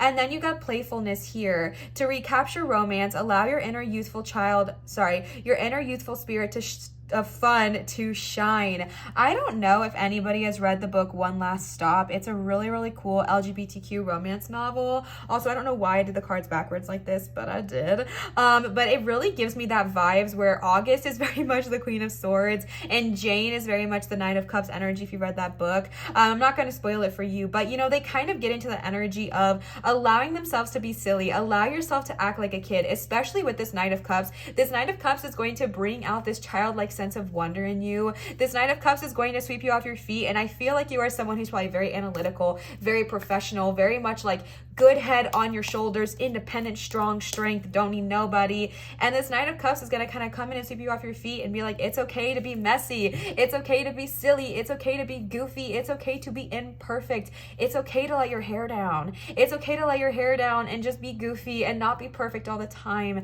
And they're going to help you kind of come into this energy, and it's going to be so healing and so beautiful because it's time for you to be able to kind of relax a bit. Okay, relax a bit. Relax for a spell. Take a deep breath and allow this person to kind of come into your life and awaken that inner child within you, because that is such a beautiful thing when someone comes into our life and helps us engage our inner child. And there's so much healing that comes in that. And that's also where a lot of romantic energy is going to stem from as well. And then you got past life relationship. Why did I read it this way? I don't even know. You have known each other before. This is exactly what I was saying when I said I feel like earlier when I was talking about this connection. I don't think it's going to be a strange, like, Liv said I should like you, so I like you. No, I think this is going to be one where you feel almost like an instant connection. Maybe it's not instantly romantic, but it's just a connection of like, I feel like I've known you before. I feel like we've seen each other before. I feel like we've been friends before. How do I know you kind of vibes? And I feel like it's going to be a connection. Oh, so sorry. It's going to be a connection that is definitely stemmed from a past life, which means that this person is also coming in to show you different things about yourself, especially with the playfulness here, especially with all this healing energy. I feel this might be someone that's coming into your life to help you heal, help you re-nourish yourself, your energy, and your own independence. Like I said, they're not trying to take your independence from you. If someone is, don't let them, okay, period. But this is definitely a connection that's not just from this lifetime, but from one prior. And the last card you got of these is make the effort. And again, inner child. They are literally children. Excuse me. Loud message. Great love is worth taking the steps you're guided to take. Ah, yes. Okay. Great love is worth taking the steps, right? Great love is worth putting in the work, putting in the time, putting in the effort. I know that sometimes that can feel annoying, especially if you're like, I don't want to put in the effort. I'm not even sure if I really like them. All right. But when you meet this person and you get these feelings of like, dang, I want to be with them. I want to be kind to them. I want to put in this effort. Listen to that, because that is your inner child. That is your inner soul communicating with you and saying, hey, look, they're worth it. And not only are they worth it, but you are worth it. You are worth putting in the time. You are worth putting in the effort and having that connection of love again in your life. All right. Like I said, y'all's was a relationship heavy. I don't know what to tell you. Don't come for me. I gave you the warning. Okay. All right, then we're going to tune into the Soul's Journey Oracle cards here. Spirit, what do we have to say for our beautiful pile number 2, Blue Celestite? What can we expect in this next chapter of our life? What can we expect in this next chapter of our life, the next 4 months coming up? What can we expect in the next 4 months coming up into our life?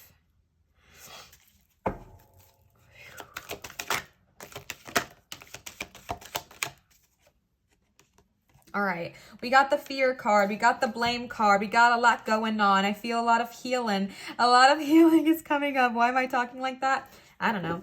I don't know why she's talking like that. All right, but I do feel like the blame card specifically says, I accept responsibility for my well-being. And then the fear card here, kind of partner near that, is I realize that I am testing my resolve to live in the energy of love. So I do feel like this is the energy, kind of what I was talking about with that Queen of Swords, and kind of what I was talking about with pretty much everything. I feel like I'm a broken record right now. But with everything I've been kind of saying today, I do feel this energy of looking, especially with the make the effort in the past life relationships here, it's looking at yourself with a different lens of love is kind of what I'm seeing. I think a lot of times we can look back at our past relationships as mistakes, our past friendships that have not worked out as mistakes, our past choices that we made that we don't love as mistakes, when in all actuality, they were opportunities to learn, right? But sometimes we can look back at these things as shameful and we're so mad at ourselves. And how come I didn't see that? What is wrong with me? It was so obvious. It was so clear, Liv. How could you not see that?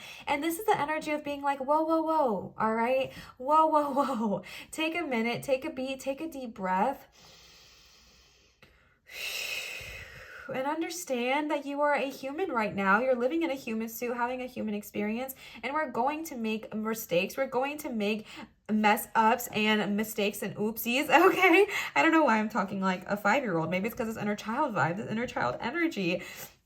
But that's going to happen. It's going to happen. And this is the energy of looking back on that and not playing the victim, but also not playing the martyr, right? I think the martyr is the word I'm looking for. Not playing the victim, but not playing the punisher either. Just kind of playing a neutral energy of like, yeah, that happened. I accept that that happened. And I accept that that happened because of the choice I made. And now I'm going to learn from what I did and change the way I do it in the future, all right? But it's not about looking at yourself and being like, you suck. How did you do that? I'm never going to trust anybody ever again because you made such a stupid decision. And it's also not saying, oh, well, it's not my fault because I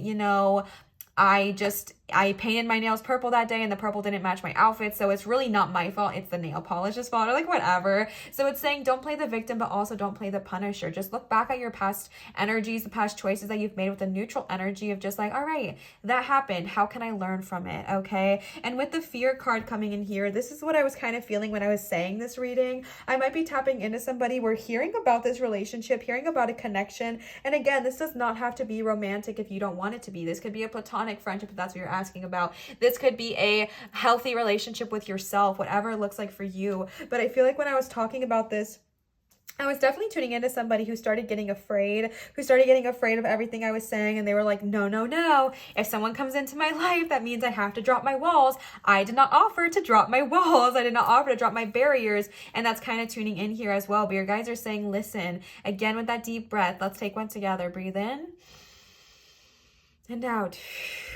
Take a breath and understand that you are working in the source of love. You are working in the energy of love. And once you accept that, once you open up to that, that is what you will be attracting to you. And that's what wants to be in your life. So welcome it in. All right. And then you got the abundance card. Basically what I was saying here with the Two of Pentacles, because again, I think abundance is more than just finances, but you definitely are receiving a lot of financial abundance in your life. And I think this is the energy of understanding that sometimes we have to be in a little bit of a low, but that doesn't mean that you're not going to go back up high again. I am a limitless being and I can manifest whatever I desire into this physical reality. Yes, you can. All right. I am a limitless being and I can manifest whatever I desire. A healthy relationship, manifest it. A ton of abundance, manifest it. $100,000, manifest it. Good of all harm to none, period. Good of all harm to none. I manifest all of these amazing things into my life for the good of all harm to none because I deserve them. All right. You are a limitless being. Tune into your manifestation potential. Going back to the free yourself card, separate energy here with the abundance placed over it. Free yourself from the negative conditionings that may have also happened in your past as well. Free yourself from the negative energies that people maybe placed on you. You don't deserve love. You think anyone's going to love you with those, I don't know, those X, Y, and Z. Like you think anyone's going to love you because of these quote unquote baggage, like whatever people have said to you, if it has to do with love, if it has to do with finances, whatever, release that, free yourself from those energies and understand that you are completely deserving of love. You are completely deserving of success and it wants to find you and it is on its way to you. All right. All right. And then you got the friendship card. I understand that a friend is in my life for a reason. This is what I was saying. So this does not always have to be romantic. This could definitely be platonic, this person you are attracting into your life. But an additional message I'm getting for you as well is that this person, whether it is romantic or platonic, they are going to be like, okay, so what I'm trying to, my words are not processing the way I'm asking them to in my brain. It's driving me crazy. Let me take a deep breath. These people coming into your life, this person coming into your life, I do not think it's going to be one that wants to take but give. I think this is going to be someone that wants to have a healthy relationship with you, have a healthy friendship for you. And I do think they are still here to teach you lessons. So that might be something they help teach you. They might help you to work through your fears. They might help you to understand that you are abundant being. Like I said with the Knight of Pentacles up above, they might help you see your full potential and we can't always see it for ourselves. And that's okay. And that's beautiful all in itself. But this is one that the core of this relationship is going to be rooted in friendship. And in my opinion, that's the best kind of relationship to have, is ones that are rooted in friendship first, love second. Okay, friends first, lovers second is always the best way to go in my opinion. I just think it builds such a healthy and strong connection and relationship. And I think that's what your guys are kind of trying to remind you of here as well. Or the first one, which is, you know, this could definitely just be a friendship you're manifesting into your life. All right. Next, we are using the affirmators cards just to get some positive affirmations, some high vibes into our life, into our energy. Don't take it personally. If someone starts to speak unkindly to me, I'll remember that they've got something going on that has nothing to do with me. Like maybe they just pooped their pants. Yeah, that's probably it, okay? So going back to the energy of understanding that the people who have said things to you in the past, easier said than done, but do the best you absolutely can to not take it personally. Do the best that you can to understand that this does not have to do with you. And I know I hear someone saying like, Liv, yes, it does. They said my name. They made it about me. It was personal, but your guys are saying it wasn't. All right. They were projecting their own fears, their own worries, and their own insecurities upon you. And then that's what manifested into your life, but it isn't personal. So release those energies, release what has happened into Mama Gaia, let her take it and turn it into love and light, and be open to what is coming ahead. Because I really do feel like this person has so much love for you. This person wants to be there for you so genuinely. And we have to release what happened in the past because we don't want to put that upon them because it's not fair, right? Like we don't want to blame them for our past person's mistakes. Like that's not cool. We don't want to do that. So that's why it's about releasing it now, understanding not to take it personally, and then moving forward with your energy. You also got the Strength card. You are hereby declared a strong, resilient warrior. a warrior of heroic proportions. Enjoy your battles, whatever they are, because you're guaranteed to come through them stronger, brighter, and more compassionate. And based on what I know of mythology, probably with great hair and a six-pack.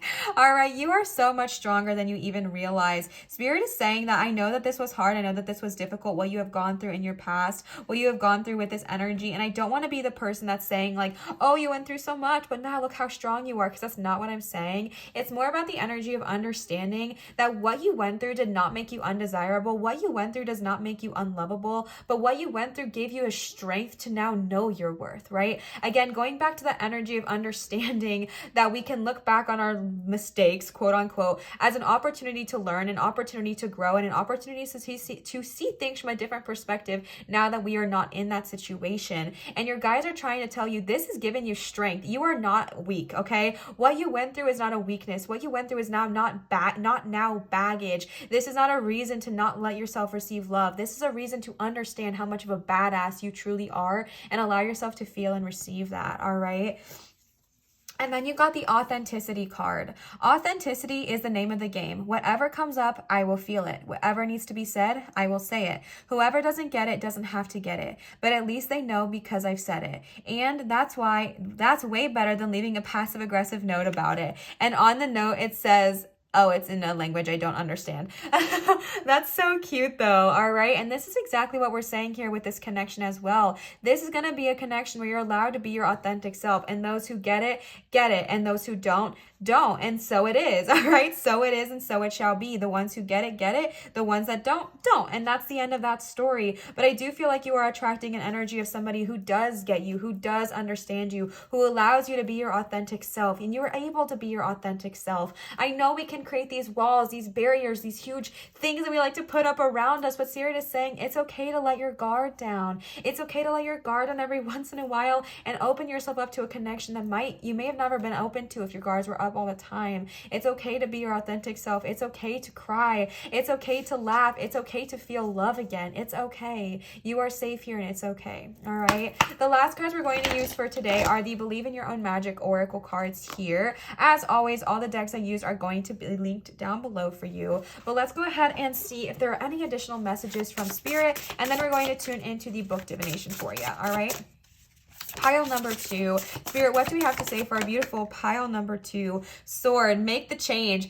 I'm not even joking. This is so powerful because you got the Queen of Swords and we were all about talking about releasing those barriers, releasing those walls, and you got the Make the Change card. All right, it's time. It is time. This is not a new thing. I feel this is something that you've maybe known for a while, that it's time to receive. It's time to make this change. It's time to maybe open up those walls. I'm getting Elsa vibes where it's like, let's open up the gates, okay? It's time to open up the gates and let love into your life again. And it's time to make the change. You are ready. You've gone through all of this and you are now ready. Okay, you are ready. It's time, babe. It's time.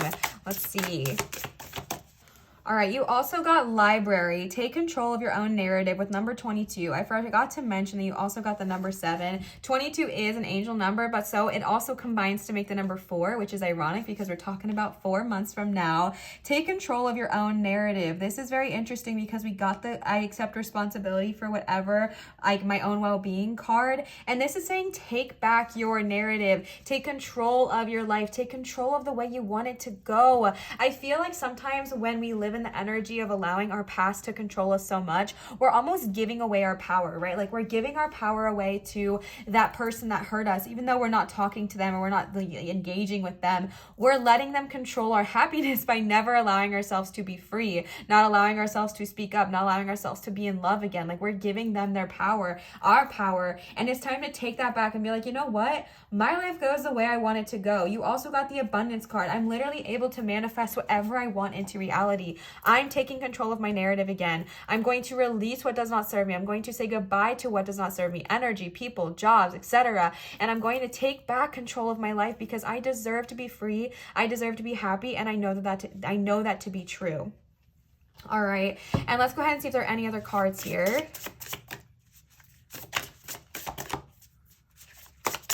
Spirit, what else do we have to say for our beautiful pile number 2 with our blue celestite here? Number 26, think first before you judge, feather. So, so interesting because we got this with a don't take it personally. Okay, here's what I'm gonna say. Broken record moment. Y'all know I hate to do it, but sometimes I gotta do it. Broken record moment of, this is the moment to kind of think first before you take this on as, oh, they're being mean to me. Oh, this person is like, coming for me or whatever. Take a moment to think first and think about, does this actually have anything to do with me? Or is this simply a projection of their fears, their worries, and their emotions that they are placing upon me? Does that mean that how they are treating me is okay? No. Does it mean I'm going to sit here and take it? No. I'm allowed to walk away. I'm allowed to say no and that I don't like this. But does it mean it's about me? No. Okay. Think first. Sit in the energy of identifying that first before you take it personally, before you judge them, before you get mad at them. First sit in that energy of being like, okay, pause. Does this really, literally, how could it have anything to do with me? And if it doesn't have anything to do with you, don't take it personal, all right? It doesn't mean you don't listen to them. It doesn't mean that what they're doing is okay, but it means you're not going to take it deep. You're not going to take it personal. The last card you got here today is number 41, another 4 here, another number 41, sundress, do it for you. Yes, okay, do it for you. I know this is not going to be aesthetic, but I don't feel like rearranging it for the last card. Do it for you. This is not about doing this for somebody else. We're not saying to go through this journey of changing and going through this journey of releasing what does not serve you and like taking the swords down and making the change. We're not saying to do this to prove yourself to anybody. Hell no. Okay, we are not saying to do this to prove yourself to society that you can get back out there, or prove this to your ex that you could definitely get somebody else, or prove this to another friend like, yeah, I can have friends, I can make that choice. We're not doing this for them, baby. We are doing this for you. This is because you are deserving of love, because you deserve freedom, because you deserve to feel comfortable in your own skin again, because you deserve to be happy, because you deserve to be in love, because you deserve to receive love, whether it's platonic, whether it's romantic, whatever it looks like for you. It's because you deserve it, not because they say you can't, so we're gonna prove them wrong. Nah. All right, this is about you, not about them. This is about you, doing it for you, releasing for you, healing for you, and growing for you, because that's what you deserve, and that's because that is what you are worth. You are worth healing, and that's why this is so loud and so important. All right. Oops, sorry. All right, let's go ahead and do your book divination now. This is the key to spirit animal. So just full transparency, there might be a spirit animal or a spirit guide that wants to work with you. And we're going to open ourselves up to that energy for our beautiful pile number 2, celestite. I want to get to the place where it is the spirit animals and their energy. So let's tune into that. Okay, here we go. All right, Spirit, what do we have to say for our beautiful pile number 2, celestite? Our beautiful pile number 2, celestite. All right, which one? Snail or snake? Snake, okay. In ancient cultures, snakes were revered as a powerful symbol of creation, wisdom, transformation, and immortality. Linked to gods, goddesses, kings, and queens, snakes protected and advised. Some humans connect snake with temptation and death, both feared and worshipped. Snake is a no-nonsense teacher that demands our attention and respect. Snakes have no eyelids, so their eyes are always open. Oh, that's weird. I did not know that. That is why some believe snakes to be seers, linked to prophecy. All-seeing snakes sharpens our perception and helps us to perceive in other worlds. Snakes also shed their skin several times a year, a reminder to shed away old ways of being so that we may grow into bigger, brighter ways, period. Coiling and wrapping, sliding and slithering, snakes are linked to sexuality, period, and primal energies. Yes, okay. Snake embodies Kundalini, the latent energy force coiled at the base of our spine, initiating expansion of consciousness and helping us to better feel and understand energy flows within the body. Snake is a healer, guardian, and skilled mentor, offering lessons on the mysteries of life, death, and spiritual awakening. Wow. Okay. Oh my goodness. Questions to ask yourself. Snake guards your most sacred treasure, that which you most fear and that which you most desire. If the time is right, snake may lead you there. Striking with power and precision, snake's initiation is a quick hit that sharpens awareness and triggers enlightenment, unlocking the mystery of who you really are. Are you ready for such a profound transformation? Holy shit, pile number 2. That is power, babe. Snake is ready to help you. So if you want to connect with your spirit guides, if you want to connect to a spiritual animal, ask the snake to kind of show you the way. Everything I already read here are things that they're able to help you with. If you sneeze snakes, and that reminds me, oh my God, I can't believe I just said that. Oh my God. This is important, okay? Hold on. If you see snakes out in the wild, please also know that that is a message from your spirit guides as well. Now, I need to go back to the fact that I just called them sneeze snakes. Why is this a big deal? If anybody has watched The Office before, or if anybody has heard of the Office Ladies podcast, Mindy Kaling has written a book before. And okay, let me explain this better. In The Office, there's one episode, spoiler alerts, if you don't want to hear it, don't listen to this. But in The Office, Michael and Holly are pretty much soulmates. Like, that is his soulmate. Oh wait, no, it was Soup Snake. No, it was Soup Snake, whatever. I got the vision, so I'm still gonna say it. And he was trying to call Holly his soulmate, but he couldn't remember how to say it. So he was either saying sneeze snake or Snoop Snake or Soup Snake. And now I can't even hear it, but the vision came to my head and now I'm still going to say it. And that is so powerful because then Mindy Kaling was saying that BJ was her Soup Snake. Like, he was her snake. He was her soulmate. And this is so powerful because that is the image. When I said sneeze snake, I thought of Soup Snoop Snake. And that came to mind. That is so loud because we are talking about all this healing. We are talking about all this romance. And what better soulmate couple than Michael and Holly or Mindy and BJ? Like, what the freaking heck? Soup Snake energy, sneeze snake energy, soulmate connection. All right. That was powerful. I don't know if anybody else even understood a word of what I just said. If you know The Office, you may have related. If you don't, I'm so sorry that I just spoke gibberish in your ear for like a minute. But wow, that was so crazy. Wow, that just caught me off guard. Okay, pile number 2, that was your reading. I really hope this resonated with you. If it did, please leave a comment down below and let me know. Commenting, giving a thumbs up, subscribing to my channel, and really just interacting in any way make a huge difference for me and my channel's growth. So if you would like to see my channel grow or you want to contribute to that, those are some easy and free ways to do so. Thank you so much for watching and being a part of this video. I appreciate you so much. I wanted to remind you that I do have a Patreon, which is Liv's Light. I also am back and accepting private readings done via Zoom at www.marinatarot.com, the one and only place I'm doing readings at the moment, so don't let anybody tell you differently. They are one-on-one via Zoom. I also do accept both tips and donations, both at Venmo and PayPal, which are never required nor expected, just received with so much love, joy, gratitude, and appreciation, and I'm just so grateful to everyone who has left me a tip or donation.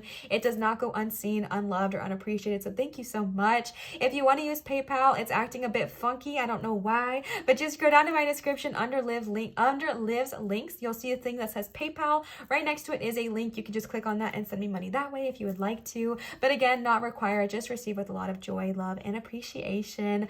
Pile number 2, I love you so much. I hope this resonated with you. Always remember to show others love, show your light and shine so bright, and I will see you, cutie patooties, for my next video. Bye!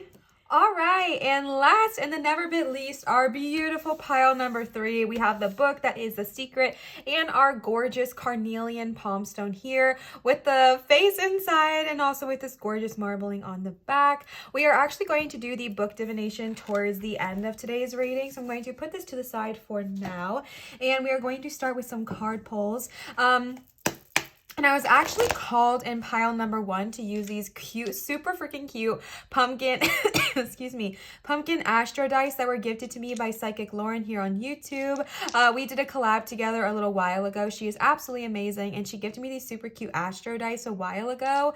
And full transparency, I don't really know how to use them. I don't know how to use them at all, actually. But there is one die that has all these numbers on it. So what I've been doing is setting the intention that Spirit kind of shows us the time frame that this will kind of occur, since we are just looking at a general what is the next chapter of your life kind of have in store for you. This is a way for me to get more specific with that. All right, so we're going to do that kind of when Spirit calls, whether it's towards the beginning, the middle, the end.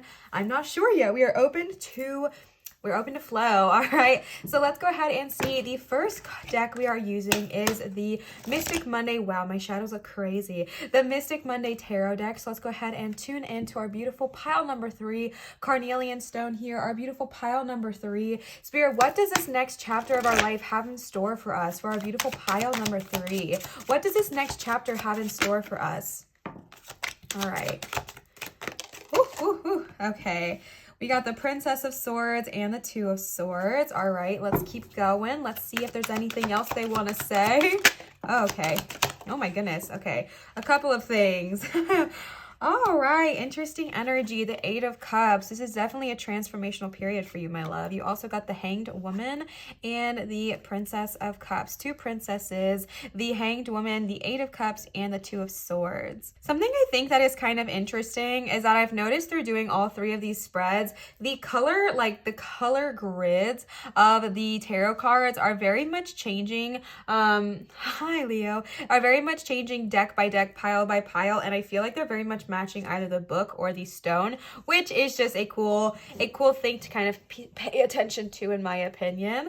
So starting right off the bat with the two princesses here, I feel like these are two sides of the same story, if I'm being honest with you. I feel like these are two sides of a personality. I feel like we have our Princess of Cups energy that is very like youthful and go-getter and is very much like going to go socialize and be in the scene and things like that. Very intuitive, very psychic. And then we have our Princess of Swords, which is kind of like the other half of that, which is like analytic, kind of a need to kind of pay attention to detail. And what I think Spirit is saying is that right now there is a need for both halves of these personalities. I think that together they are incredibly functional and they work so beautifully when they work together. And I feel like this is really a beautiful depiction of yin and yang energy. I feel like we have our yin energy with our cups, which is very much going in flow, very much the divine feminine. We are like fun, we are youthful, we are socializing, we are, young at heart, having good energy, making good connections, being very intuitive, opening up to our psychic abilities. And then we have our yang energy, which is more of our masculine with the Princess of Swords here, which is very much more of that, let's be grounded, let's be strong, let's be confident, let's be brave, etc. And the swords represents kind of the element of, I don't know why I said kinda. Swords represents the element of air and kind of being in our thoughts and being in our head a little bit. All right, so I really do feel like when these work together, they come in perfect harmony because the Princess of Cups is very, like I've already said, youthful, energetic, psychic, while the Princess of Swords is very grounded and very much like we need to look at the details. We don't want to jump into anything head first. And so you know how normally these are two different people, which this definitely could represent two other people in your life, but I really do feel like Spirit is actually giving you the gift of learning how to balance both of these energies because they are both necessary. I've talked about this example before, but I feel like there is a beautiful harmony of when we can have our head up in the sky. And actually my friend was the one that gave me this analogy where sometimes we can be head up, feet up, we're just always in the sky. We're not really grounded here on earth. We're not really thinking practically. We're only thinking big thoughts, big dreams, big imaginations. And then there's people that can be head down, feet down. And we're kind of only analytical. We're only looking at the negative side of things. We're only looking at things glass half empty or like really trying to pull apart something. And Spirit is saying, let's have that healthy approach of head up in the sky but feet down on the ground. And that's the Princess of Cups and the Princess of Swords here is a very harmonious balance of that. I do feel like in this next upcoming chapter in your life, which again, we're going to pull or we're going to roll a die to see kind of a specific time frame. But I do feel like in this upcoming chapter of your life, there are going to be a lot of opportunities for you. This might be relationships. This might be a new job. This might be a new connection with someone. This might be a new partnership or a brand deal or something where you need to sign a contract. And there's a bit of you that needs to be open to receiving this opportunity with the Princess of Cups. There's a bit of you that needs to be open to socializing, networking, connecting with other people, making those connections and being open to receiving that kind of collaboration. But then when you do receive this collaboration, don't just immediately say yes because it's a great opportunity, right? Like what did I just say? A great opportunity. Like it's okay to say, like, give me 3 days to think about it or give me a day to sit on it or whatever it looks like. I do think there's a need that's like, okay, be open to it. Be open to accepting these amazing things coming your way. But when they come your way, just look at them thoroughly and look at them entirely. Look at them for exactly what they are in their entirety. Go through the contract, go through the fine print, because yes, these opportunities are coming your way. Yes, we need to socialize. That was my dog shaking out. Yes, we need to socialize to kind of connect with those people and network and get those opportunities open and into our life and into kind of like the forefront of our energy. But there's also this time that's like, okay, these things are going to come our way. Now it's time to sit down and do the hard work and read the contracts that no one wants to read, or look at the pros or the cons of the situations and really just see things as they truly, truly are. With the Two of Swords moving in here, I feel like this is representational of an energy that's kind of been going on lately. With the Princesses here, I feel like this is almost a separate spread from this here. So I'm going to read it as such, because I feel like with the Princesses here, this is your energy. Like, this is what I'm seeing as you, who you are, and who Spirit is kind of calling on you to be. And then with the other tarot cards here, I feel like this is your situation right now. With the Two of Swords, I feel like maybe there's been a lot of drama in your life lately, whether it is with you and another person, or just two other people and you're an observer from the situation, or maybe it's been with you and your inner conflict. Like, literally whatever it looks like, there's just this energy, especially with the swords when it comes to the element of air, with our thoughts. I feel like this is especially something that's been keeping you up at night. This is something that's been kind of causing you a lot of stress, maybe even overthinking the situation, what you could have said differently. Oh, I should have said this, and this. That would have been a great comeback, or whatever it looks like. And Spirit is saying right now it's time for a truce. Right now it's time to just kind of put your swords down and say, you know what? This is not productive. It's counterproductive. We're both just fighting. It's like talking to a wall right now. Neither one of us are in the headspace to receive. So let's take a truce and let's walk away. And that's what Spirit is saying. And you also got that with the Eight of Cups here. Now, this could be a relationship you might need a break from if there is one that's not been serving you. This could be a situationship to walk away from if it's not been serving you, or this could just be an energy, right? Like, sometimes I'll give my own example. I've been talking about my YouTube channel a lot tonight, so we're just gonna keep rolling on that train. All right, sometimes I can be my own worst enemy, and I can be my own battle, and I can be like, come obsessed with analytics and YouTube, and becoming obsessed with how my videos are doing and what the stats look like, and this and that, and it causes me inner turmoil. And there's this part of me that's like, Liv, stop doing that. Your worth is not dependent on those things. And there's the other half of me that's like, yes, it is. And it's like this conflict, right? And that's what I'm seeing is conflict. And so then there's this moment with the Two of Swords where you say, okay, you know what? I need a break. I need a pause. I need to not consume this content for a while. I need to not pay attention to these stats. I need to not look at these things. And that's just as valuable to identify that within yourself as it is to identify it within another. With the Eight of Cups showing up here, this is very much showing us that this is an energy that you are... That's my cat. That you are ready to transform. And I feel like you clicked on this pile because you're ready to move. You're ready to expand. You're ready to grow beyond your limitations. And that's what the Eight of Cups of here is showing. With the Two of Swords, it's the acknowledgement like, hey, this is not serving either one of us. Let's take a break. Let's take a pause, or let's just like separate. And with the Eight of Cups, it's saying this has been a known thing. Like, I feel like you've known for a while that you're ready to move on from something, whether it is a person, whether it's a friend, whether it is a job, whether it is an emotional battle like the one I just gave my example of, really whatever it looks like for you. Spirit is saying like, you've known this for a while. This is not coming up as an immediate surprise. Like, this is something that I feel like has been sitting on the back of your mind for a while. And maybe when you're not doing anything else, this thought kind of comes to your mind, or comes into your energy like spectrum of like, that's an interesting thought. Yeah, these are red flags. Yeah, maybe I do need to say goodbye to this person for a little bit. Yeah, maybe I do need to separate myself. Maybe I do need to move homes. Maybe I do need to experience different life. Because the Eight of Cups is saying you're ready to go beyond. You're ready to swim past what you thought you were worth before and move on to these new horizons of all this new growth and all these new opportunities, because Spirit has opportunities for you. There are so many people you haven't even met yet. So many people. Like, one quote that really helps me get through my day when I'm feeling like lonely or sad or whatever is that you have not even met all the people that are going to love you yet. Like, we have not met everyone who's going to love us. And that is so beautiful. And I just feel like you have this desire to move, or to change, or to grow, or to shift, or to start something new, or to leave behind something that's not serving you because it's just dragging you back. And Spirit's saying it's time. All right, it's time, because the longer we hold on, the harder it is to leave. All right, the longer we hold on, the more difficult it will be for both parties involved. So it's time to just kind of say goodbye, or take a break, or do what you need to do to focus and prioritize on yourself in this next upcoming time.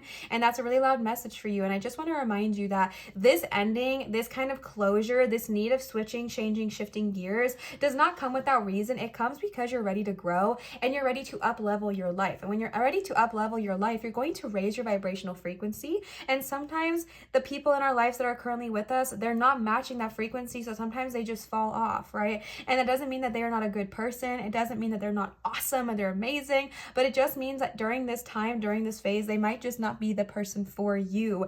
And that's okay, right? That's okay. They are still worthy and valuable on their own accord. It just doesn't mean that you need to, be around them, or if this is an energy, if this is a mindset, or if this is a behavior habit like mine was, either way. And then you got the Hanged Woman. See things from a different perspective. While you are going on this journey, while you are going on this change in this next upcoming time, really practice the energy of seeing things from different perspectives. A message I'm getting for you, pile number 3, is that this is happening for us, not to us. For you, not to you. For you, not to you is a loud message. This is something that is happening in your life, this growth, this change, this shift. This is happening to bless you, to encourage you to grow, to encourage you to get out of your shell and expand your knowing, expand your knowledge, expand your life. And as terrifying as that might be, this is happening for you. So if things start happening in your life and you really feel like, man, the universe is so mean to me. What did I ever do? Why is this happening to me? Everything bad happens to me. It always happens to me, to me, to me, to me. Pause, reflect, and say, Spirit, I understand that this is happening for me to teach me a lesson. Please show me what lesson it is that I'm trying to learn. Please show me the lesson it is that you are wanting me to see. And how can I see that? And please show me that. Show me that. All right. Show me how this is happening for me, not to me. Show me that how this is actually helping me to grow, to learn, to expand everything about myself. Please show me. All right. And to go back to the book that you chose, you guys chose the pile 3, which was the book, The Secret. So I feel like you have these goals you're wanting to manifest. The Secret is all about manifestation and manifestation potential. And so I feel like you have these goals you want to manifest. You have these desires. You have these dreams. And maybe where you're at currently, it's not conductive for these things to happen, for these things to grow, right? So if, like, say, for example, you're wanting to manifest a new couch, it's really hard to manifest a new couch if you have your old couch and there's no room for a new couch, meaning that sometimes you might have to say goodbye to a couch, metaphorical or literal here, okay? You might have to say goodbye to a couch that is not serving you so you can welcome in one that will. So sometimes we have to say goodbye to things to make room for new energies into our life. And I know you're wanting to manifest things into your life. I know you're excited about this new energy, but sometimes those new energies come with us also saying goodbye to what has not been serving us or holding us down, all right? So now I'm going to I don't know why I keep saying kind of. I'm going to roll the number die for you. I want to be very, very clear when I tell you I don't know what I'm doing with this die. I'm setting the intention that it shows us a time frame, but if I'm using it incorrectly, I know, okay, I just don't know how to use it yet, and I haven't spent the time to learn how to use them yet, which is on me, but I still wanted to use them and kind of get that energy, and that's what I was called to do, so it's what we're doing. Also, how freaking cute are these? They have little pumpkin faces in them. Oh, Lauren, you are so cute. These are so adorable. All right, let's see. Days, week, month, year. Days, week, month, year. Days, week. All right, we are getting week's energy. Ooh, okay, I wasn't expecting that. It just rolled right out of my hand, and you got the number 6. That is so funny. So many people have gotten the energy of 6, okay? So 6 weeks might be an energy that you might want to kind of look into or consider. 6 weeks. These things might be happening coming up in the next month and a half. These things might be already happening, and maybe you're like kind of trying to gauge energy on when things are going to start getting better, when these things are going to start really coming into fruition. And 6 weeks is kind of the energy we're feeling out here in these next six weeks. Be very open to receiving new messages, be very open to receiving new opportunities, but also be aware to just kind of look into them. I think amazing opportunities are going to come your way, but sometimes when you get so many, we can just take the easiest one. And Spirit is saying really truly read and look into all of these opportunities. And also don't be expected if in the next 6 weeks you are called to leave something that has not been serving you for a hot minute and you're finally called to make that push. All right, let's go ahead and see the next cards we have for you today. We're going to use the Soul's Journey cards. Spirit, for a beautiful pile number 3, what do we have to say? Where are we headed in this next chapter of our life? What can we expect in this next chapter of our life? What do we need to know? What do we need to look out for, etc.? For a beautiful pile number 3, Carnelian, of course you got the freaking growth card. Of course. Why wouldn't you? That only makes sense. I want to expand my consciousness and awareness. Absolutely. That is exactly what I was feeling from you, pile number 3. That's exactly what I was just saying with The Secret. I feel like I'm tuning into those of you who want to grow. You want to expand. You're ready to make these changes. But with growth comes growing pains sometimes. And that means you might have to say goodbye to those that do not serve you. You might have to say goodbye to the people that are not benefiting you, are not blessing you. And that's not always easy. So I know you're ready for growth. And just be aware that sometimes when you grow, you have to say goodbye to those that do not serve you. I have grown so much in the year of 2022, which has been amazing and beautiful and beneficial, but it's also been hard. And I've had multiple friend breakups already in the year of 2022, and that's been hard. Like, it's just been hard. It's been rocky. So understand that sometimes we have to have those friend breakups. Sometimes we have to take a social media sabbatical if we need some time off to heal and work on ourselves. But it's coming because you are ready to grow. It is coming because you've made the conscious choice to grow and expand. I feel like you finally have gotten to the point of acknowledging your worth and knowing that you deserve more than you've been allowing yourself to receive. So now Spirit's like, all right, you're ready to go, and we're going to keep guiding you through that. All right. Balance. My voice is dying. I'm so sorry. I bring a state of perfect harmony into my world, and I do so without judgment, period. I definitely feel like I was saying with the Princess of Cups and the Princess of Swords, that there is a balance that needs to be had, and the Two of Swords represents balance, but there is a balance that needs to be had between, again, head up, head down, feet down. You're finding that beautiful balance of head up in the sky and feet down on the ground. You bring a state of perfect harmony. You do so without judgment towards others, of course, but also without judgment towards yourself. Be gentle on this journey, and be gentle on how you choose balance and how things kind of show themselves to you in this day-to-day life. All right. Man, my voice is dying. Ooh, let's see. Of course you got that card, period. All right, you got change. I understand that nothing can grow or evolve without movement. Absolutely. Y'all are a pile that's ready to grow, shift, change, move, and move beyond. Like, you're ready. You are ready. There's no other way to even say this, that you're ready. You're ready to make this change. You are ready to grow. And I think Spirit is finally kind of being like, and I don't mean finally, but I feel like maybe you've been knowing this for a while. And I just feel like Spirit's like, you know what? We're ready. We're ready to grow. We're ready to shift. We're ready to change, and it's finally here for you. And I think it's so exciting. And again, I know that sometimes it can be scary, sometimes it can feel like a lot, but you're ready for this. You've been asking for this, and now it's here, and it's here in front of you, and it's going to be amazing and wonderful, and it's coming and happening for you for your highest good. And it's going to bring so much harmony into your life. It's going to bring so much peace into your life. But there is a change that's ready to happen, and you got that with the Eight of Cups, so it's even more confirmed here. Like, change is happening, boo. Y'all are a change pile. Y'all are a growth pile. I said that from the very beginning. Y'all want to grow, shift, change, move, and move beyond. And that's absolutely beautiful. And it is here for you. All right. It is absolutely going to happen. And change for the better. I feel like I should just clarify. 100% change for the better. 100% getting that vibes. The next cards we're going to use are the Affirmators cards. If I'm talking a little quieter, it's just because my voice is dying. All right, so let's go ahead and see. I was just setting my intentions to any positive affirmations for our beautiful pile number 3, Carnelian. Spirit, what do we have to say for our beautiful pile number 3, Carnelian? Beauty.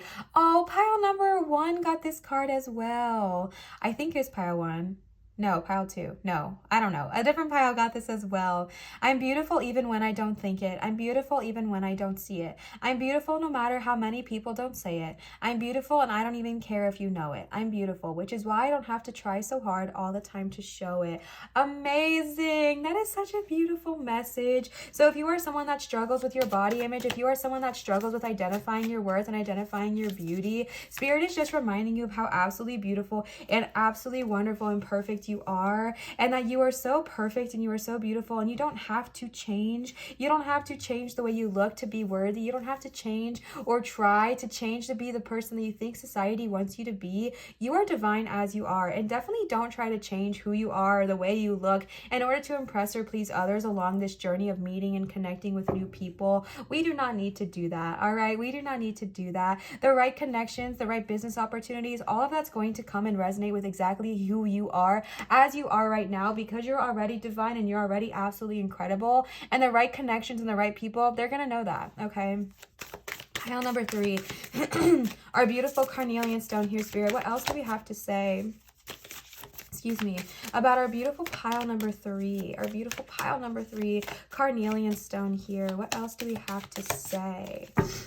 our beautiful pile number 3 carnelian. Whoa. All right, playfulness. Then you got some that went rogue and flew off the side. I don't know if I've ever seen this card before. It looks like Mary Poppins. I am a playful participant in life. I always have the option to make something fun game rather than a heavy burden. Mary Poppins, okay, it was Mary Poppins, puts sugar in the medicine for a reason. Oh, this lady really knows how to party. So when things do maybe get difficult, when you do have to say goodbye, when you do have to make these hard changes, it's telling you to kind of have fun with the growth, have fun with where the waves are taking you, and have fun along the way. If you need to put some sugar in the medicine to... How did that song go? Spoonful of sugar makes the medicine go down, right? Like if you have to put sugar in the medicine, if you have to make something silly or reward yourself for doing something hard, do it. And don't feel shame around that because that's still wonderful and valid. However you need, whatever you need to do to make this an easier transition for you, do it. All right. Good of all harm to none. All right. And then you got the engagement card. Today I make the conscious choice to engage with the world in an active way. I'll take a new route and talk to strangers. I will smell flowers and pet dogs and maybe walk around barefoot for a while if I'm not inside a 7-Eleven. Gross.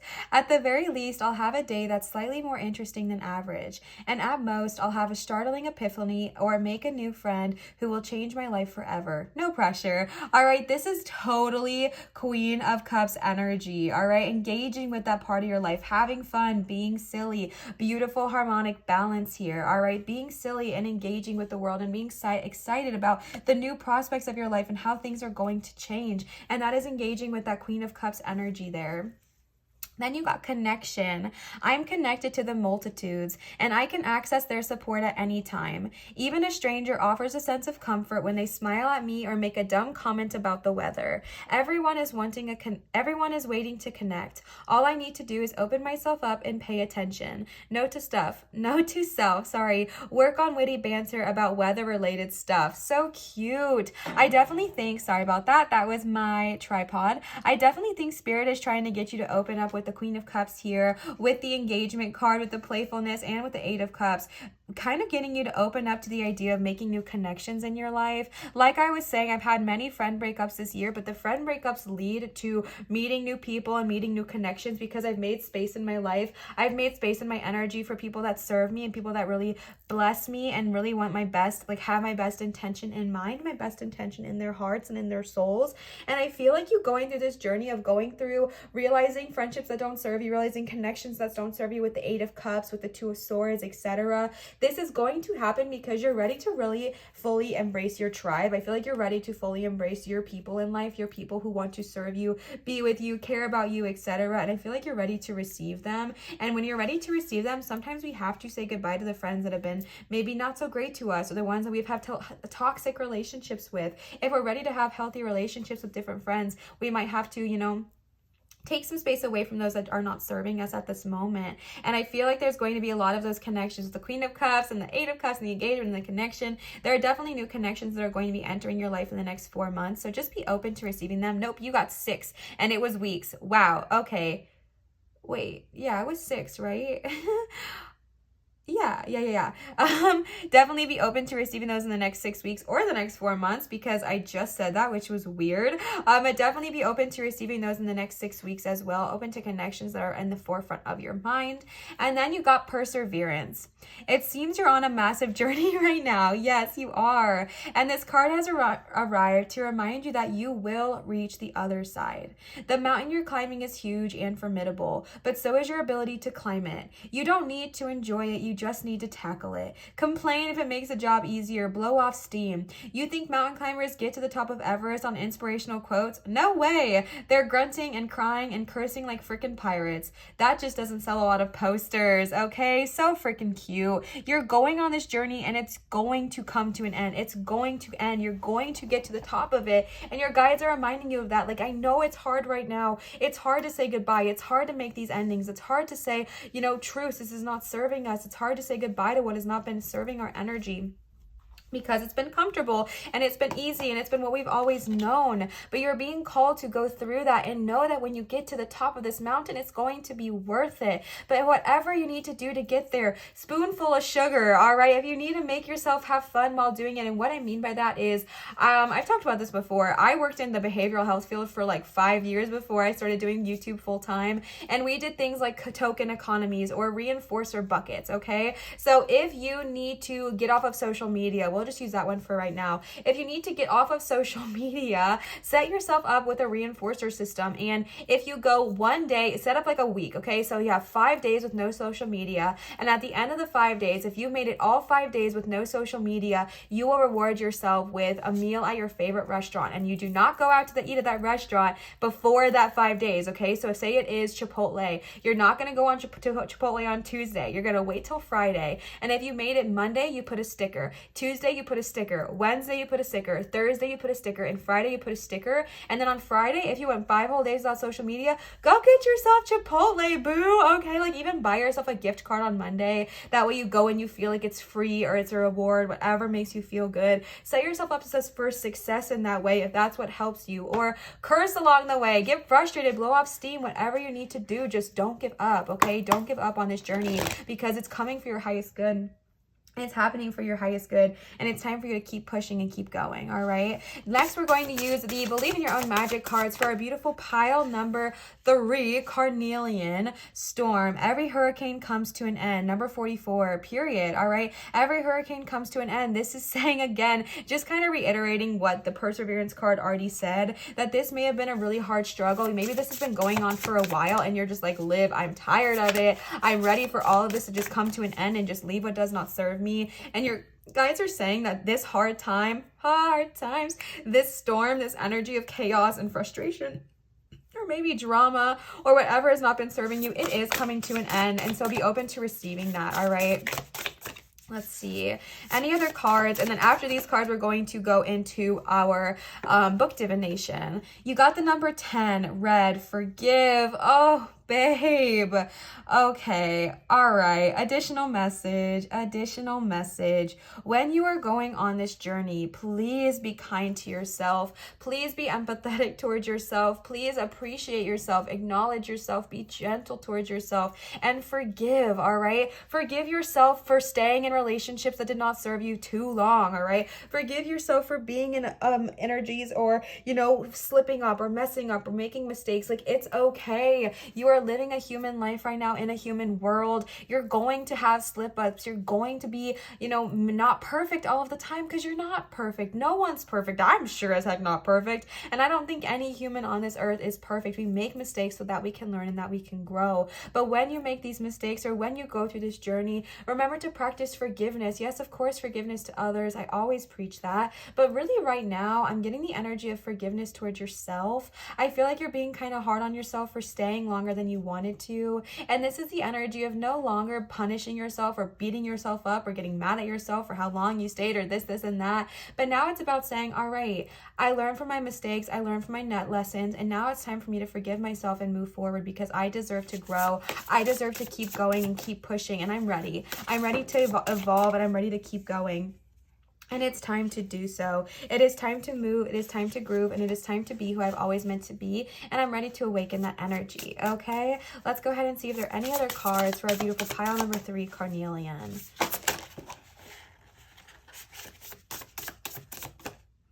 All right. You got Lighthouse. Don't doubt your worth. This is what I was just saying. Number 20. Don't doubt your worth. Babe, y'all are making me emotional towards the end of this reading. What the heck? Don't doubt your worth. You are always enough. Going on this journey, it can be easy to be hard on ourselves. It can be easy to get angry with ourselves. It can be easy to just be frustrated and feel like we're not deserving of this worth. We're not deserving of these amazing things coming our way. We're not deserving of continuing on this mountain because like it said, when you're going on this journey, it is hard sometimes and it is so hard. hard and formidable, but you are so strong, and your ability to climb it is also strong, is also formidable, and you are powerful. You are enough. And when the things get hard, when the shit gets rocky, keep pushing, because you deserve to see the sun again. You deserve to be free from what has not been serving you. You deserve to have connections that best enlighten you. You deserve to have people in your life that uplift you and support you and really see you for who you are and not who they think you should be. You deserve to be happy. You deserve to be free. You deserve to succeed. You deserve greatness, all right? And you are already enough. A message that's been coming to my head for almost every single pile today is I am worthy because I am worthy. Not I am worthy because I'm powerful. I am worthy because I'm engaging. I'm worthy because I'm strong. I'm worthy because I'm beautiful. I am worthy because I am worthy. That is the end of that sentence. I am worthy because I am worthy, period. I am worthy because I am worthy, period. Say it with me, pile number 3. I am worthy because I am worthy. I am worthy because I am worthy. You are enough. Exactly as you are, exactly who you are, exactly when and where and how you are. You are always enough. Always, all right? Always going through the mountain, climbing up the hill. If it gets hard and you want to take a break, you're enough. If it's hard and you want to quit and you think about going back down, you're still enough. Don't give up, but you're still enough. If you get tired and exhausted and you're mad at yourself for not leaving this relationship that did not serve you a year ago when you saw the red flags, you are still enough. If you're mad at yourself for, beating yourself up and being so hard on yourself, you are still enough. You are always enough. You have always been enough, and you will always be enough. All right, we're going to end today's reading with a book divination from one of my favorites, which is The Secret. This is the 10th anniversary edition. I'm going to link the book as well down below for you. If you're wanting to check this out as well. They also do have a movie of The Secret. I believe it's on Netflix or YouTube. I think you can find it pretty much anywhere, but it's really awesome. So let's go ahead and see. For our beautiful pile number 3, what do we have to say, Spirit? Give us a message that our pile 3 really needs to hear today. What does our beautiful pile number 3 really need to hear today? All right. When you focus your thoughts on something you want and you hold that focus, you are in that moment summoning what you want with the mightiest power of the universe. The law of attraction doesn't compute don't, not, or no, or any other words of negation. As you speak words of negation, this is what the law of attraction is receiving. I don't want to spill something on this outfit means I want to spill something on this outfit and I want to spill more things. I don't want a bad haircut means I want bad haircuts. I don't want to be delayed means I want delays, etc., etc. The law of attraction is always working, whether you believe it or understand it or not. The law of attraction is giving you what you are thinking about, period. The law of attraction is the law of creation. Quantum physicists tell us that the entire universe emerged from thought. You create your life, your thoughts, and you create your life through your thoughts and the law of attraction, and every single person does the same. It doesn't just work if you know about it, and it always has been working in your life and every other person's life throughout history. When you become aware of this great law, then you become aware of exactly how incredibly powerful you are, and to be able to think your life into existence. All right, so they're very much focusing on not using the don'ts, no's, or can'ts energy. That's when that's very easily misconfused or that can be confused with the law of attraction. Is we'll say things like, okay, well, I don't want to be in debt, so I'm just going to manifest that. I don't want to be in debt, but what the universe hears is debt, right? They don't hear the I don't want part. It just hears debt and it's not like it has ears and it's plugging its ears to the energy. That's not how I see it, but I think of it as like you're putting your energy out there. So if you're saying I don't want debt, what are you thinking about? You're thinking about the debt. So if you're wanting to be out of debt, instead you would say, I'm so happy and grateful for the millions of dollars that are showering over me constantly for the good of all and harm to none. I am attracting abundance to me constantly. I pay all of my bills with ease and easily and effortlessly, that kind of thing. Or if you're wanting to say, I don't want to be in this relationship anymore. I don't want to be in an abusive relationship. Instead, you would say, I am so happy and grateful now that I am in an most amazing, healthy, wonderful relationship that serves me, that benefits me, that uplifts me, that encourages me, that is loyal to me, etc. Y'all get the point. But it's really about focusing on not using the don'ts, can'ts, won'ts, no's energy and more about saying, I have, I am, and I will. All right? So I hope that resonated with you, pile number 3. If it did, please feel free to leave me a comment down below and let me know. know. Commenting, subscribing, and interacting with my channel makes a really big difference for me and my channel's growth. So if you would like to see my channel grow, that is an easy way to contribute towards that. I also wanted to let you guys know I also wanted to remind you that I do have a Patreon, which is Liv's Light. I'm also accepting private readings done via Zoom one-on-one at www.marinastarot.com. This is the only place I'm doing readings right now, so if you hear anything else, please know that that is not true, and I will always tell you if something changes. I also wanted to let you know that I do accept both tips and donations both at Venmo and PayPal. Tips and donations are never required nor an expectation. They are just received with so much joy, so much gratitude, and so much love and appreciation, and it's one of the main reasons I'm able to really keep doing this full time, if I'm being honest with you. So thank you so much to everyone who has left me a tip or donation. It means the world to me, but please know that it is never required nor assumed of you ever, all right? And I also wanted to let you know with my PayPal, it's kind of acting weird, so if you want to use PayPal to leave me a tip or a donation, scroll down to my description. Under Liv's links, there'll be something that says PayPal. Right next to that will be a link. Click on it and it'll take you right there. I love you so much, and I'm so incredibly grateful for you and being a part of my life and just all of the love and abundance you share with me all of the time. I truly consider myself so fortunate to have received just the most amazing community here on YouTube. So thank you so much for everything. Thank you for your love, your support, your kindness, and your guidance. I adore you, and I don't even know if you'll ever know how truly grateful I am for all of you. So thank you so much for being here. I really do appreciate you. As always, remember to show others love, show your light, and shine so bright. And I will see you cuties for my next video. Bye, Pile 3.